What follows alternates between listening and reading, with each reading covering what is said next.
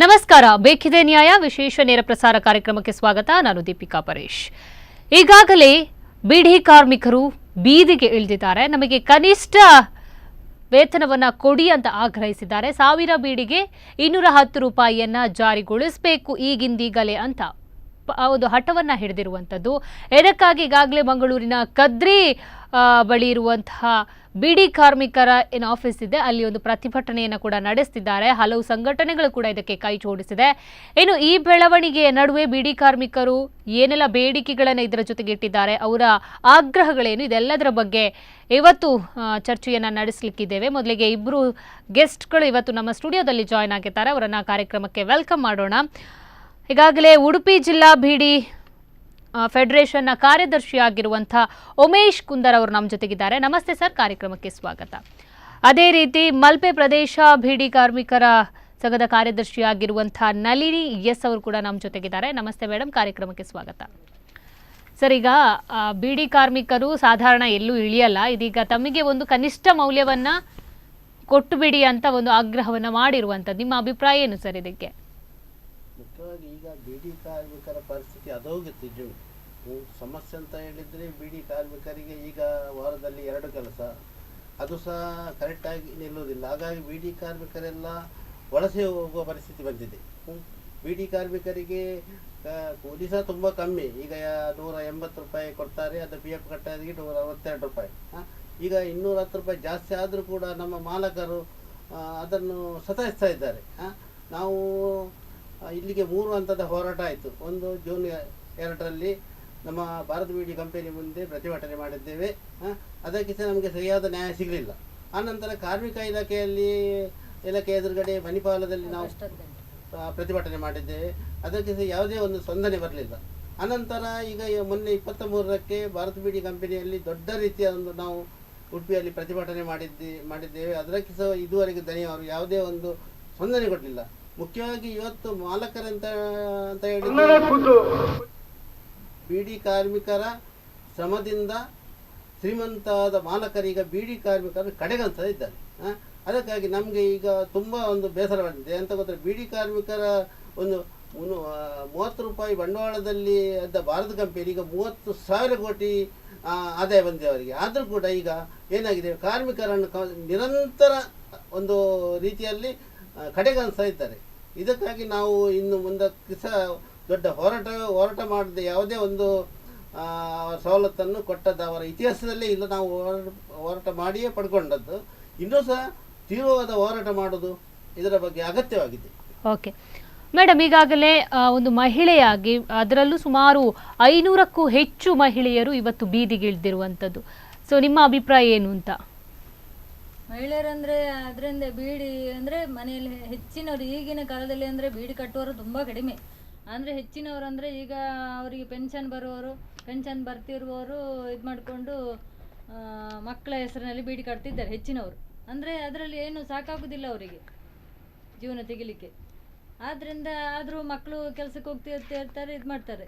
ಅದಕ್ಕೆ ಇನ್ನು ಏನು ಮಾಡೋದು, ಇನ್ನು ಇದರಲ್ಲಿ ಬದುಕಲಿಕ್ಕೆ ಕಷ್ಟ ಆಗ್ತದೆ.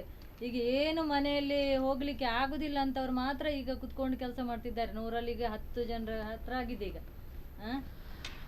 ಎಸ್, ಹೇಗ ವೀಕ್ಷಕರೇ, ನಾವು ದೃಶ್ಯಾವಳಿಗಳಲ್ಲಿ ಕೂಡ ನೋಡ್ತಾ ಇದ್ದೀವಿ. ಸಾಕಷ್ಟು ಮಹಿಳೆಯರು ಒಂದು ಬೀಡಿ ಒಂದು ಕನಿಷ್ಠ ರೂಪಾಯಿಯನ್ನ ಜಾರಿಗೊಳಿಸುವಂತೆ ಆಗ್ರಹಿಸಿರುವಂಥದ್ದು.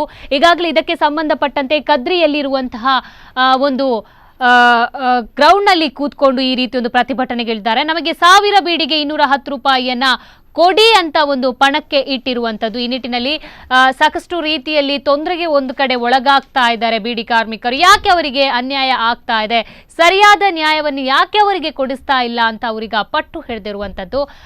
ಇದಕ್ಕೆ ಒಂದು ಬಿಡಿ ಕಾರ್ಮಿಕರು ಒಲವನ್ನ ತೋರಿಸ್ತಾರ ಅನ್ನೋದನ್ನು ಕೂಡ ಕಾದು ನೋಡಬೇಕಿದೆ. ಮೇಡಮ್, ಈಗ 500ಕ್ಕೂ ಹೆಚ್ಚು ಮಹಿಳೆಯರು ನಾವು ಅಲ್ಲಿ ಗಮನಿಸ್ಬೋದು ಕೂತ್ಕೊಂಡು ಮಂಗಳೂರಿನಲ್ಲಿ ನಮಗೆ ಒಂದು ಕನಿಷ್ಠ ರೂಪಾಯಿಯನ್ನ ಜಾರಿಗೆಗೊಳಿಸಿ ಅಂತ ಬಿಡಿ ಕಾರ್ಮಿಕರು ಅಂದ್ರೆ ಕಡು ಬಡವರ ಅವಲಂಬಿಸಿರುವಂತಹ ಒಂದು ಕೆಲಸ ಅದು. ಸೊ ಅದರಲ್ಲೂ ಮಹಿಳೆಯರು ಈಗ ಪ್ರತಿಭಟನೆಗೆ ಅಂದ್ರೆ ಬೀದಿಗೆ ಬಂದಿದ್ದಾರೆ. ಸೊ ಅವರ ಒಂದು ಹೋರಾಟಕ್ಕೆ ನೀವು ಏನು ಹೇಳ್ತೀರಾ ಅಂತ? ಅವರ ಹೋರಾಟ ಅಂದರೆ ಪಾಪ ಅವರ ಜೀವನ ಹೋಗಲಿಕ್ಕೆ ತುಂಬ ಕಷ್ಟ ಉಂಟು. ಈಗಿನ ಕಾಲದಲ್ಲಿ ಬೀಡಿ ಕಟ್ಟುವವರು ತುಂಬ ಕಡಿಮೆನೇ. ಅಂದರೆ ಅದರಲ್ಲಿ ವಾರದಲ್ಲಿ ಈಗ ದಿವಸಕ್ಕೆ 500 ಬೀಡಿ ಕಟ್ಟಲಿಕ್ಕೆ ತುಂಬ ಕಷ್ಟ. ಬೆಳಿಗ್ಗೆಯಿಂದ ಸಾಯಂಕಾಲದವರೆಗೂ ಇದು ಮಾಡಿದರು. ಅದೇ 500 ರೂಪಾಯಿ ಕಟ್ಟಿದರೆ ಅದರಲ್ಲಿ ಅರ್ಧ ಕಷ್ಟ. 1000 ಬೀಡಿಗೆ 180 ರೂಪಾಯಿ 52 ಪೈಸೆ ಆದರೆ ಪಾಸ್ ಪುಸ್ತಕಕ್ಕೆ 18 ರೂಪಾಯಿ PFಗೆ ಹೋದರೆ 162 ರೂಪಾಯಿ ಸಿಗ್ತದೆ. ಆದರೆ ಅವರು 500 ಬೀಡಿ ಕಟ್ಟಲಿಕ್ಕೆ ಕಡಿಮೆ ಆಗದಾದ್ರೆ ಅದರಲ್ಲಿ ಜೀವನ ಹೋಗ್ಲಿಕ್ಕೆ ಎಷ್ಟು? ಈಗ 1 kg ಅಕ್ಕಿ ತಗೊಳ್ಬೇಕಾದ್ರೆ ಎಷ್ಟಿದೆ? ಹೊರಗಡೆ ಹೋಗಿ ಒಂದು 100 ರೂಪಾಯಿ ಕಡಿಮೆ ಒಂದು ಮೀನು ತಗೊಳ್ಳಿಕ್ಕೆ ಆಗೋದಿಲ್ಲ. ಅವರಿಗೆ ಒಂದು ಫಲವಸ್ತು ತಿಂತಾರ, ಅದೂ ಇಲ್ಲ. ಮಕ್ಕಳಿಗೆ ಶಾಲೆಗೆ ಹೋಗಲಿಕ್ಕೆ ಅದಕ್ಕೆ ಇದಕ್ಕೆ ಅಂತ ಸ್ವಲ್ಪ ಒಂದು ಮಿನಿಮಮ್ ಅಂದರೆ ಒಂದು ಜೀವನ ಹೋಗಲಿಕ್ಕೆ ಒಂದು ದಿವಸಕ್ಕೆ 300-400 ರೂಪಾಯಿ ಬೇಕೇ ಬೇಕು. ಅಂಥದ್ರಲ್ಲಿ ಇದು ಒಂದು 70-80 ರೂಪಾಯಿ ಸಿಕ್ಕಿದಲ್ಲಿ ಅದು ಏನು ಮಾಡಬೇಕು? ಅದಕ್ಕೋಸ್ಕರ ಅದೂ ಸಿಗುವುದಿಲ್ಲಲ್ಲ ಅಂತ ಈಗ ದಾರಿಗೆ ಬಿದ್ಕೊಂಡು ಈಗ ಇದು ಮಾಡ್ಕೊಳ್ತಿದ್ದಾರೆ. ಎಂತ ಮಾಡೋದು? ಹೌದು ಸರ್, ಇವಾಗ ಒಂದ್ ಕಡೆ ಮಹಿಳೆಯರು ಪರದಾಡ್ತಾ ಇದ್ದಾರೆ. ಸೊ ಅವರಿಗೆ ಹಲವು ಸಂಘಟನೆಗಳೀಗ ಕೈ ಜೋಡಿಸ್ತಾ ಇದೆ. ಸೊ ಪ್ರತಿಭಟನೆಯನ್ನು ಯಾವ ತರ ನಡೆಸ್ತಿದ್ದಾರೆ ಅಂತ?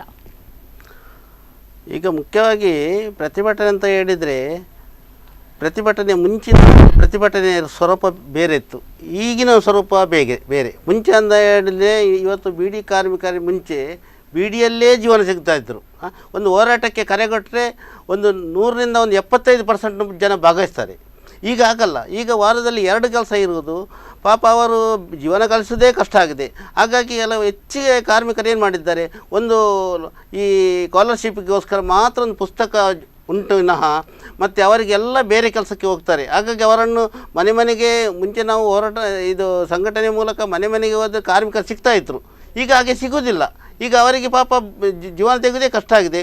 ಈ ಬೆಲೆ ಏರಿಕೆ, ಈ ಗ್ಯಾಸ್ ಬೆಲೆ, ಈ ದಿನನಿತ್ಯ ತಿನ್ನೋ ಆಹಾರದ ವಸ್ತುಗಳ ಬೆಲೆ ಗಗನಕ್ಕೆ ಏರುವಾಗ, ಈ ಬೀಡಿ ಕೈಗಾರಿಕೆಯಲ್ಲಿ ಕೂಲಿ ಕಮ್ಮಿ ಇರುವಾಗ ಈಗ 210 ರೂಪಾಯಿ ಕೂಲಿ ಸಹ ನಮ್ಮ ಮಾಲಕರು ಒಪ್ಪಂದದ ಮೂಲಕ ಕೊಡ್ತೇವೆ ಅಂತ ಸಹಿ ಹಾಕಿ ಈಗ ಕೊಡ್ತಾ ಇಲ್ಲ. ಅಲ್ಲ, ಇವಾಗ ಇದನ್ನ ಸರ್ಕಾರ ಜಾರಿಗೆ ತಂದಿದೆ, ಯಾರು ಕೊಡ್ತಾ ಇಲ್ಲ ನಿಮಗೆ? ಮಾಲಕರು ಕೊಡ್ತಾ ಇಲ್ಲ. ಕಂಪನಿ ಮಾಲಕರು, ಬೀಡಿ ಕಂಪನಿ ಮಾಲಕರು ಕೊಡ್ತಾ ಇಲ್ಲ. ನೀವು ಕೇಳಿಲ್ವಾ ಯಾರು ಕೂಡ? ನಾವು ಅದಕ್ಕಾಗಿ ನಾವು ಪ್ರತಿಭಟನೆ ಮಾಡೋದು. ಈಗ ಪ್ರತಿಭಟನೆ ಮುಂಚೆ ಒಂದು ಮನವಿ ಮಾಡಿರುವಂತದ್ದು ಎಲ್ಲ ಕಂಪನಿಗಳಿಗೆ ಮನವಿ ಮಾಡಿದೆ. ಏಪ್ರಿಲ್ 1ರಿಂದ ನಾವು ಕೊಡ್ತೇವೆ ಅಂತ ದ್ವಿಪಕ್ಷೀಯ ಒಪ್ಪಂದ ಮೂಲಕ ಅವರು ಸಿಗ್ನೇಚರ್ ಸಹಿ ಮಾಡಿ ಇದು ಮಾಡಿ. ಯಾವ ಏಪ್ರಿಲ್ 1ರಿಂದ ಅಂದ್ರೆ ಮೊನ್ನೆ ಏಪ್ರಿಲ್ 1ಕ್ಕೆ. ಹೌದೌದು. ಅದು ಮುಂಚಿನ ಉಂಟಲ್ಲ, ಮುಂಚಿನ 2015ರಲ್ಲಿ ಒಂದು 12.75 ಪೈಸೆ ತುಟ್ಟಿ ಭತ್ಯೆ ನಮಗೆ ಕೊಡ್ಲಿಕ್ಕೆ ಉಂಟು ಬೀಡಿ ಕಾರ್ಮಿಕರಿಗೆ. ಅದು ಸಹ ಈಗ 3.5 ವರ್ಷ ಆಯ್ತು ಕೊಡದ್ದೆ. ಯಾಕೆ ಕೊಡ್ತಾ ಇಲ್ವಂತೆ? ಯಾಕೆ ಕೊಡ್ತಾ ಇಲ್ಲ ಅಂತ ಹೇಳಿದ್ರೆ, ಇನ್ನು 2020ಕ್ಕೆ ಬೀಡಿ ಕೋಟ್ಪಾ ಕಾಯ್ದೆ ನಿಷೇಧದಲ್ಲಿ ಬೀಡಿ ಬಂದಾಗುದಾದ್ರೆ ಅದರ ಮೊದಲೇ ನಾವು ಹಣ ಒಟ್ಟು ಮಾಡ್ಬೋದಲ್ಲ. ಬೇಕಾದ್ರೆ ಇಷ್ಟು ಕಾರ್ಮಿಕರನ್ನು ದಾರಿಗೆ ಬೀಳಿಸಿ ಅವರು ಈಗಂತೂ ಕೋಟ್ಯಾಧೀಶರು ಆಗಿದ್ದಾರೆ. ಅವರು ಇನ್ನೂ ಆಗ್ಲಿ ಅಂತ ಹೇಳಿ ಹಾಗೆ ಮಾಡೋದು, ಮತ್ತೇನಲ್ಲ. ಯಾಕೆ ಇವಾಗ ನೀವು ಮಾಲಕರ ಹತ್ರ ಹೋಗಿ ಕೇಳಿರ್ತೀರ, ನಮ್ಮ ತುಟ್ಟಿ ಭತ್ಯೆ 12 ರೂಪಾಯಿ 75 ಪೈಸೆ ಕೊಡಿ ಅಂತ. ಸೊ ಅವರು ಇಲ್ಲ ಅದ್ರ ಬಗ್ಗೆ ಏನಾದ್ರು ನಿಮಗೆ ಕ್ಲಾರಿಫಿಕೇಶನ್ ಕೊಟ್ಟಿರ್ತಾರೆ. ಅವರು ಹೋಗಿ ನೀವು ಕೇಳುವಂತ ಸಂದರ್ಭದಲ್ಲಿ ಅವ್ರು ಏನು ಅಂತ ನಿಮಗೆ ಹೇಳಿದ್ರು ಅಂತ? ಈಗ ಮಾಲಕರ ಹತ್ರ ನೀವು ಹೋಗ್ತೀರಾ, ನಮಗೆ ತುಟ್ಟಿ ಭತ್ಯೆಯನ್ನ ಕೊಡಿ ಅಂತೀರಾ.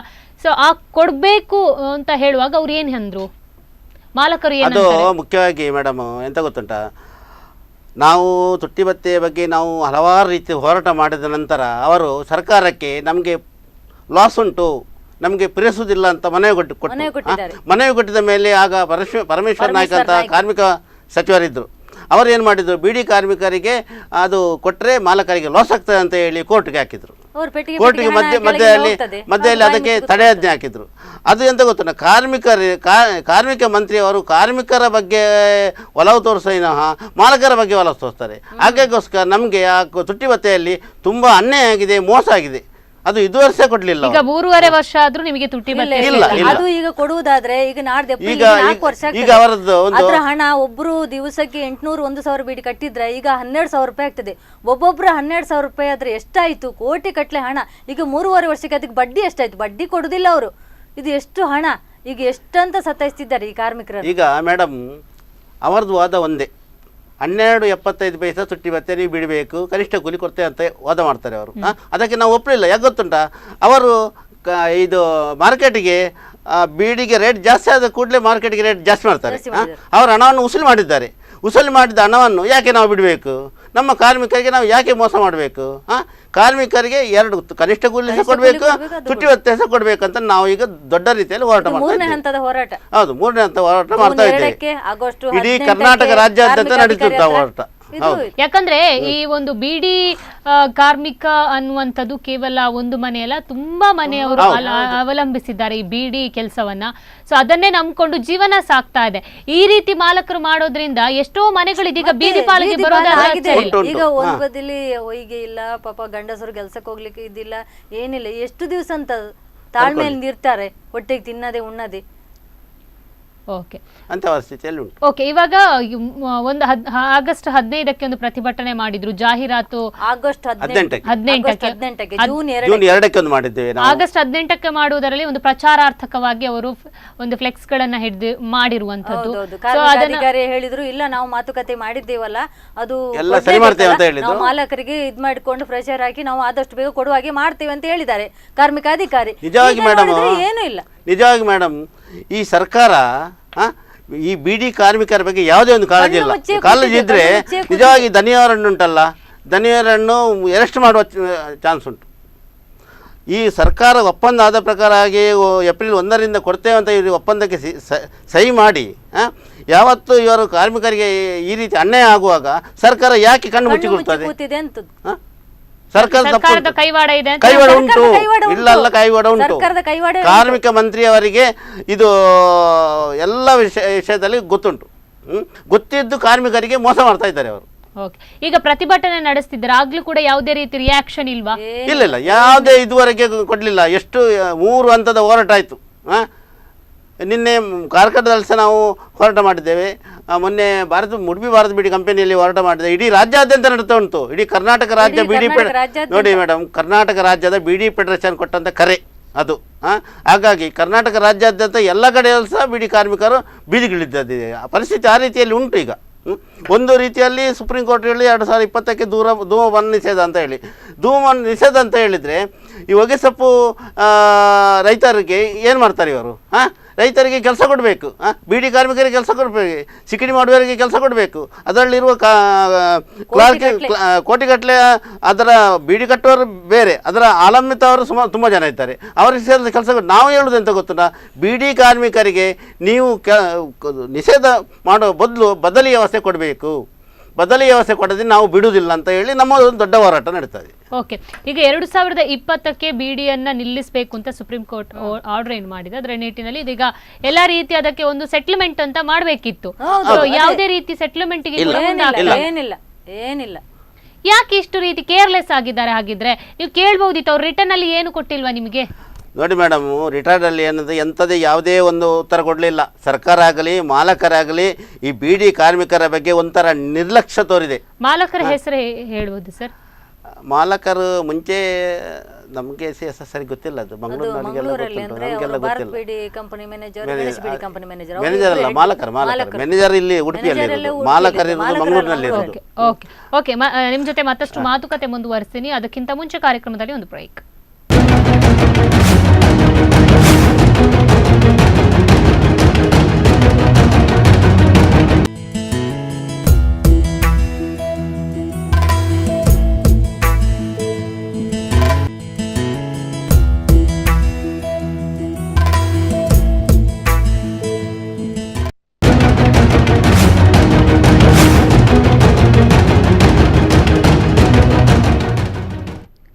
ಬೇಕಿದೆ ನ್ಯಾಯ ನೇರ ಪ್ರಸಾರ ಕಾರ್ಯಕ್ರಮಕ್ಕೆ ಮತ್ತೊಮ್ಮೆ ಸ್ವಾಗತ.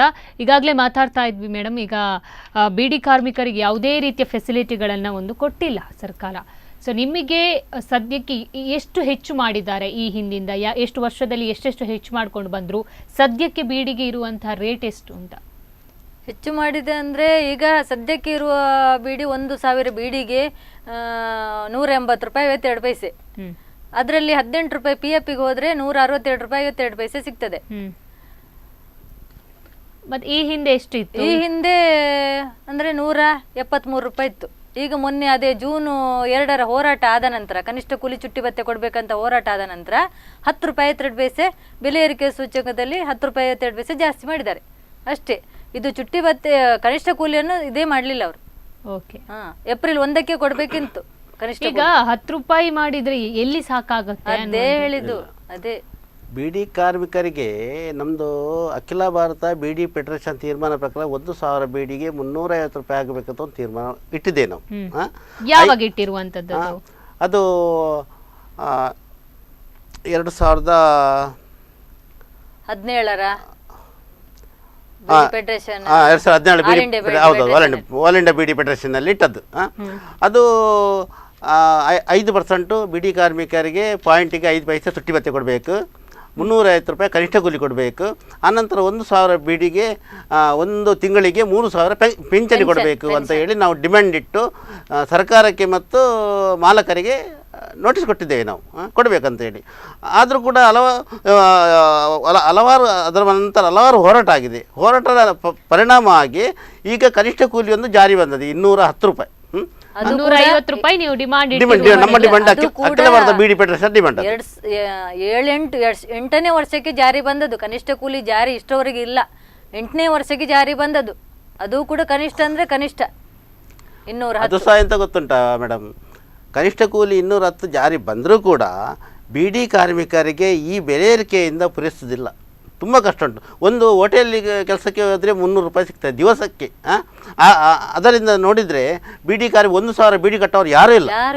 ಕನಿಷ್ಠ ಒಂದು 500 ಬೀಡಿಗೆ ಕಟ್ಟುವುದೇ ಕಷ್ಟ ಅಂಥ ಪರಿಸ್ಥಿತಿಯಲ್ಲಿರುವಾಗ ಈ ಇದ್ದ ಕೂಲಿಯನ್ನು ಸಹ ಇವರು ದನಿಯವರು ಕೊಡಲಿಕ್ಕೆ ಸತಾಯಿಸ್ತಂತ ಹೇಳಿದರೆ ಅವರಿಗೆ ಏನಂತ ಹೇಳಬೇಕು ನೋಡಿ, ಅಷ್ಟು ಬೇಸರ ಆಗ್ತದೆ ಅವರ ಮೇಲೆ. ಮೊನ್ನೆ ಅಷ್ಟು ಜೋರಾಗಿ ಪ್ರತಿಭಟನೆ ಆದರೂ ಕೂಡ ಇವರು ಮಾತುಕತೆಗೆ ಬರಲಿಕ್ಕೆ ತಯಾರಿಲ್ಲ, ಬರೋದಿಲ್ಲ ಅಂತ ಹೇಳಿ ಒಂಥರ ದಿಮಕ್ ಮಾತಾಡಿದ್ರು. ಯಾಕಂತೆ ಹಾಗಾದ್ರೆ ಅವ್ರ ಮಾಲಕ ಸ್ಥಾನದಿಂದ ಹೋಗ್ಲಪ್ಪ, ಯಾಕೆ ಕೂಡ್ತಾರಲ್ಲೇ? ಯಾವುದೇ ಒಂದು ಬೀಡಿ ಕಾರ್ಮಿಕರ ಸಮಸ್ಯೆಗಳನ್ನ ಮಾಲಕರಿಗೆ ಆಲಿಸ್ಲಿಕ್ಕೆ ಆಗ್ತಾ ಇಲ್ಲ ಅಂದ್ರೆ ಯಾಕೆ ಬೇಕು ಅವ್ರು ಆ ಸ್ಥಾನದಲ್ಲಿ? ಅವ್ರನ್ನ ಮಾಲಕರು ಅಂತ ಯಾರು ನೇಮಕ ಮಾಡಿದ್ರು? ಹಾಗಿದ್ರೆ ಯಾಕೆ ಕೂರ್ಬೇಕು ಆ ಸ್ಥಾನದಲ್ಲಿ ಅವರಿಗೆ? ಯಾಕಂದ್ರೆ ಒಂದು ಮಾಲಕ ಒಬ್ರು MD ಅಂತ ಯಾಕೆ ನಾವು ಇದು ಮಾಡ್ತೀವಿ ಅಂದ್ರೆ ಉಳಿದವರನ್ನ ನೋಡ್ಕೊಳ್ಳೋದು, ಅವರ ಆಗು ಹೋಗುಗಳನ್ನ ನೋಡ್ಕೊಳ್ಳಕ್ಕೆ ಇದು ಮಾಡುವಂಥದ್ದು. ಅವ್ರದ್ದೇನೇ ಸಮಸ್ಯೆ ಇದ್ರೂ ಅದಕ್ಕೆ ಒಂದು ಪ್ರತಿಫಲವನ್ನ ಕೊಡ್ಲಿಕ್ಕೆ ಅಥವಾ ಪರಿಹಾರವನ್ನ ಕೊಡ್ಲಿಕ್ಕೆ ಅವರನ್ನ ನೇಮಕ ಮಾಡಿರ್ತಾರೆ. ಆದ್ರೆ ಮಾಲಕರೇ ಇದ್ರ ಬಗ್ಗೆ ಯಾವುದೇ ರೀತಿಯಲ್ಲಿ ಎಚ್ಚೆತ್ಕೊಳ್ತಾ ಇಲ್ಲ ಅಥವಾ ಅವರ ಬಗ್ಗೆ ಗಮನ ಹರಿಸ್ತಾ ಇಲ್ಲ ಅಂದ್ರೆ ಏನ್ ಕತೆ? ಯಾಕೆ ಹೀಗ್ ಮಾಡ್ತಿದ್ದಾರೆ? ಹಾಗಿದ್ರೆ ಇದ್ರ ಬಗ್ಗೆ ನೀವು ಪ್ರಶ್ನೆ ಮಾಡ್ಬೇಕಿತ್ತು, ಎಲ್ಲರೂ ಒಟ್ಟು ಸೇರಿ ಪ್ರಶ್ನೆ ಮಾಡುವ ಪ್ರಯತ್ನ ಮಾಡ್ಬೇಕಿತ್ತು. ಹಾಗಿದ್ರೆ ಪ್ರಶ್ನೆ ಅದೇ ಮಾಡ್ತಾ ಇದ್ರು ಕೂಡ ಅವರು ಮಾತುಕತೆಗೆ ತಯಾರೇ ಇಲ್ಲ, ಬರಲಿಕ್ಕೆ ತಯಾರಿಲ್ಲ ಅಂತ ಪರಿಸ್ಥಿತಿ ಉಂಟು ಈಗ. ಅದು ಅದರ ಒಳಗುಟ್ಟು ಎಂತಂತ ಈಗ ನಮಗೆ ಅರ್ಥವೇ ಆಗುತ್ತೆ. ಒಂದು ರೀತಿಯಲ್ಲಿ ಸರ್ಕಾರದ ಕುಮ್ಮಕ್ಕುಂಟು ಅವರಿಗೆ. ನಿಜವಾಗಿ ನಮ್ಮ ರಾಜ್ಯ ಸರ್ಕಾರ ಆಗಲಿ ಕೇಂದ್ರ ಸರ್ಕಾರ ಆಗಲಿ ಅದಕ್ಕೆ ಮಧ್ಯಪ್ರವೇಶವಾಗಿ ಅದಕ್ಕೆ ಒಂದು ವ್ಯವಸ್ಥೆ ಮಾಡಿ ಬೀಡಿ ಕಾರ್ಮಿಕರ ಬಗ್ಗೆ ನ್ಯಾಯ ಒದಗಿಸಲಿಕ್ಕೆ ಸಾಧ್ಯ ಉಂಟು ಅವರಿಗೆ. ಆದರೂ ಕೂಡ ಅವರು ಬರ್ತಾ ಇಲ್ಲ.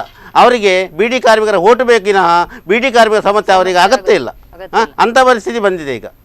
ಯಾಕೆ ಓಟ್ ಕೇಳಕ್ಕೆ ಬರುವಾಗ ಯಾವುದೇ ಇಂತಹ ಒಂದು ಬೇಡಿಕೆಗಳನ್ನ ಇಟ್ಟಿಲ್ವಾ? ಅವಾಗ ಹೇಳ್ತಾರೆ ನೀವು ಓಟ್ ಕೊಡಿ, ಆನಂತರ ನಿಮ್ಗೆ ಎಲ್ಲ ವ್ಯವಸ್ಥೆ ನಾವು ಮಾಡಿಸ್ತೇವೆ ಅಂತಾರೆ.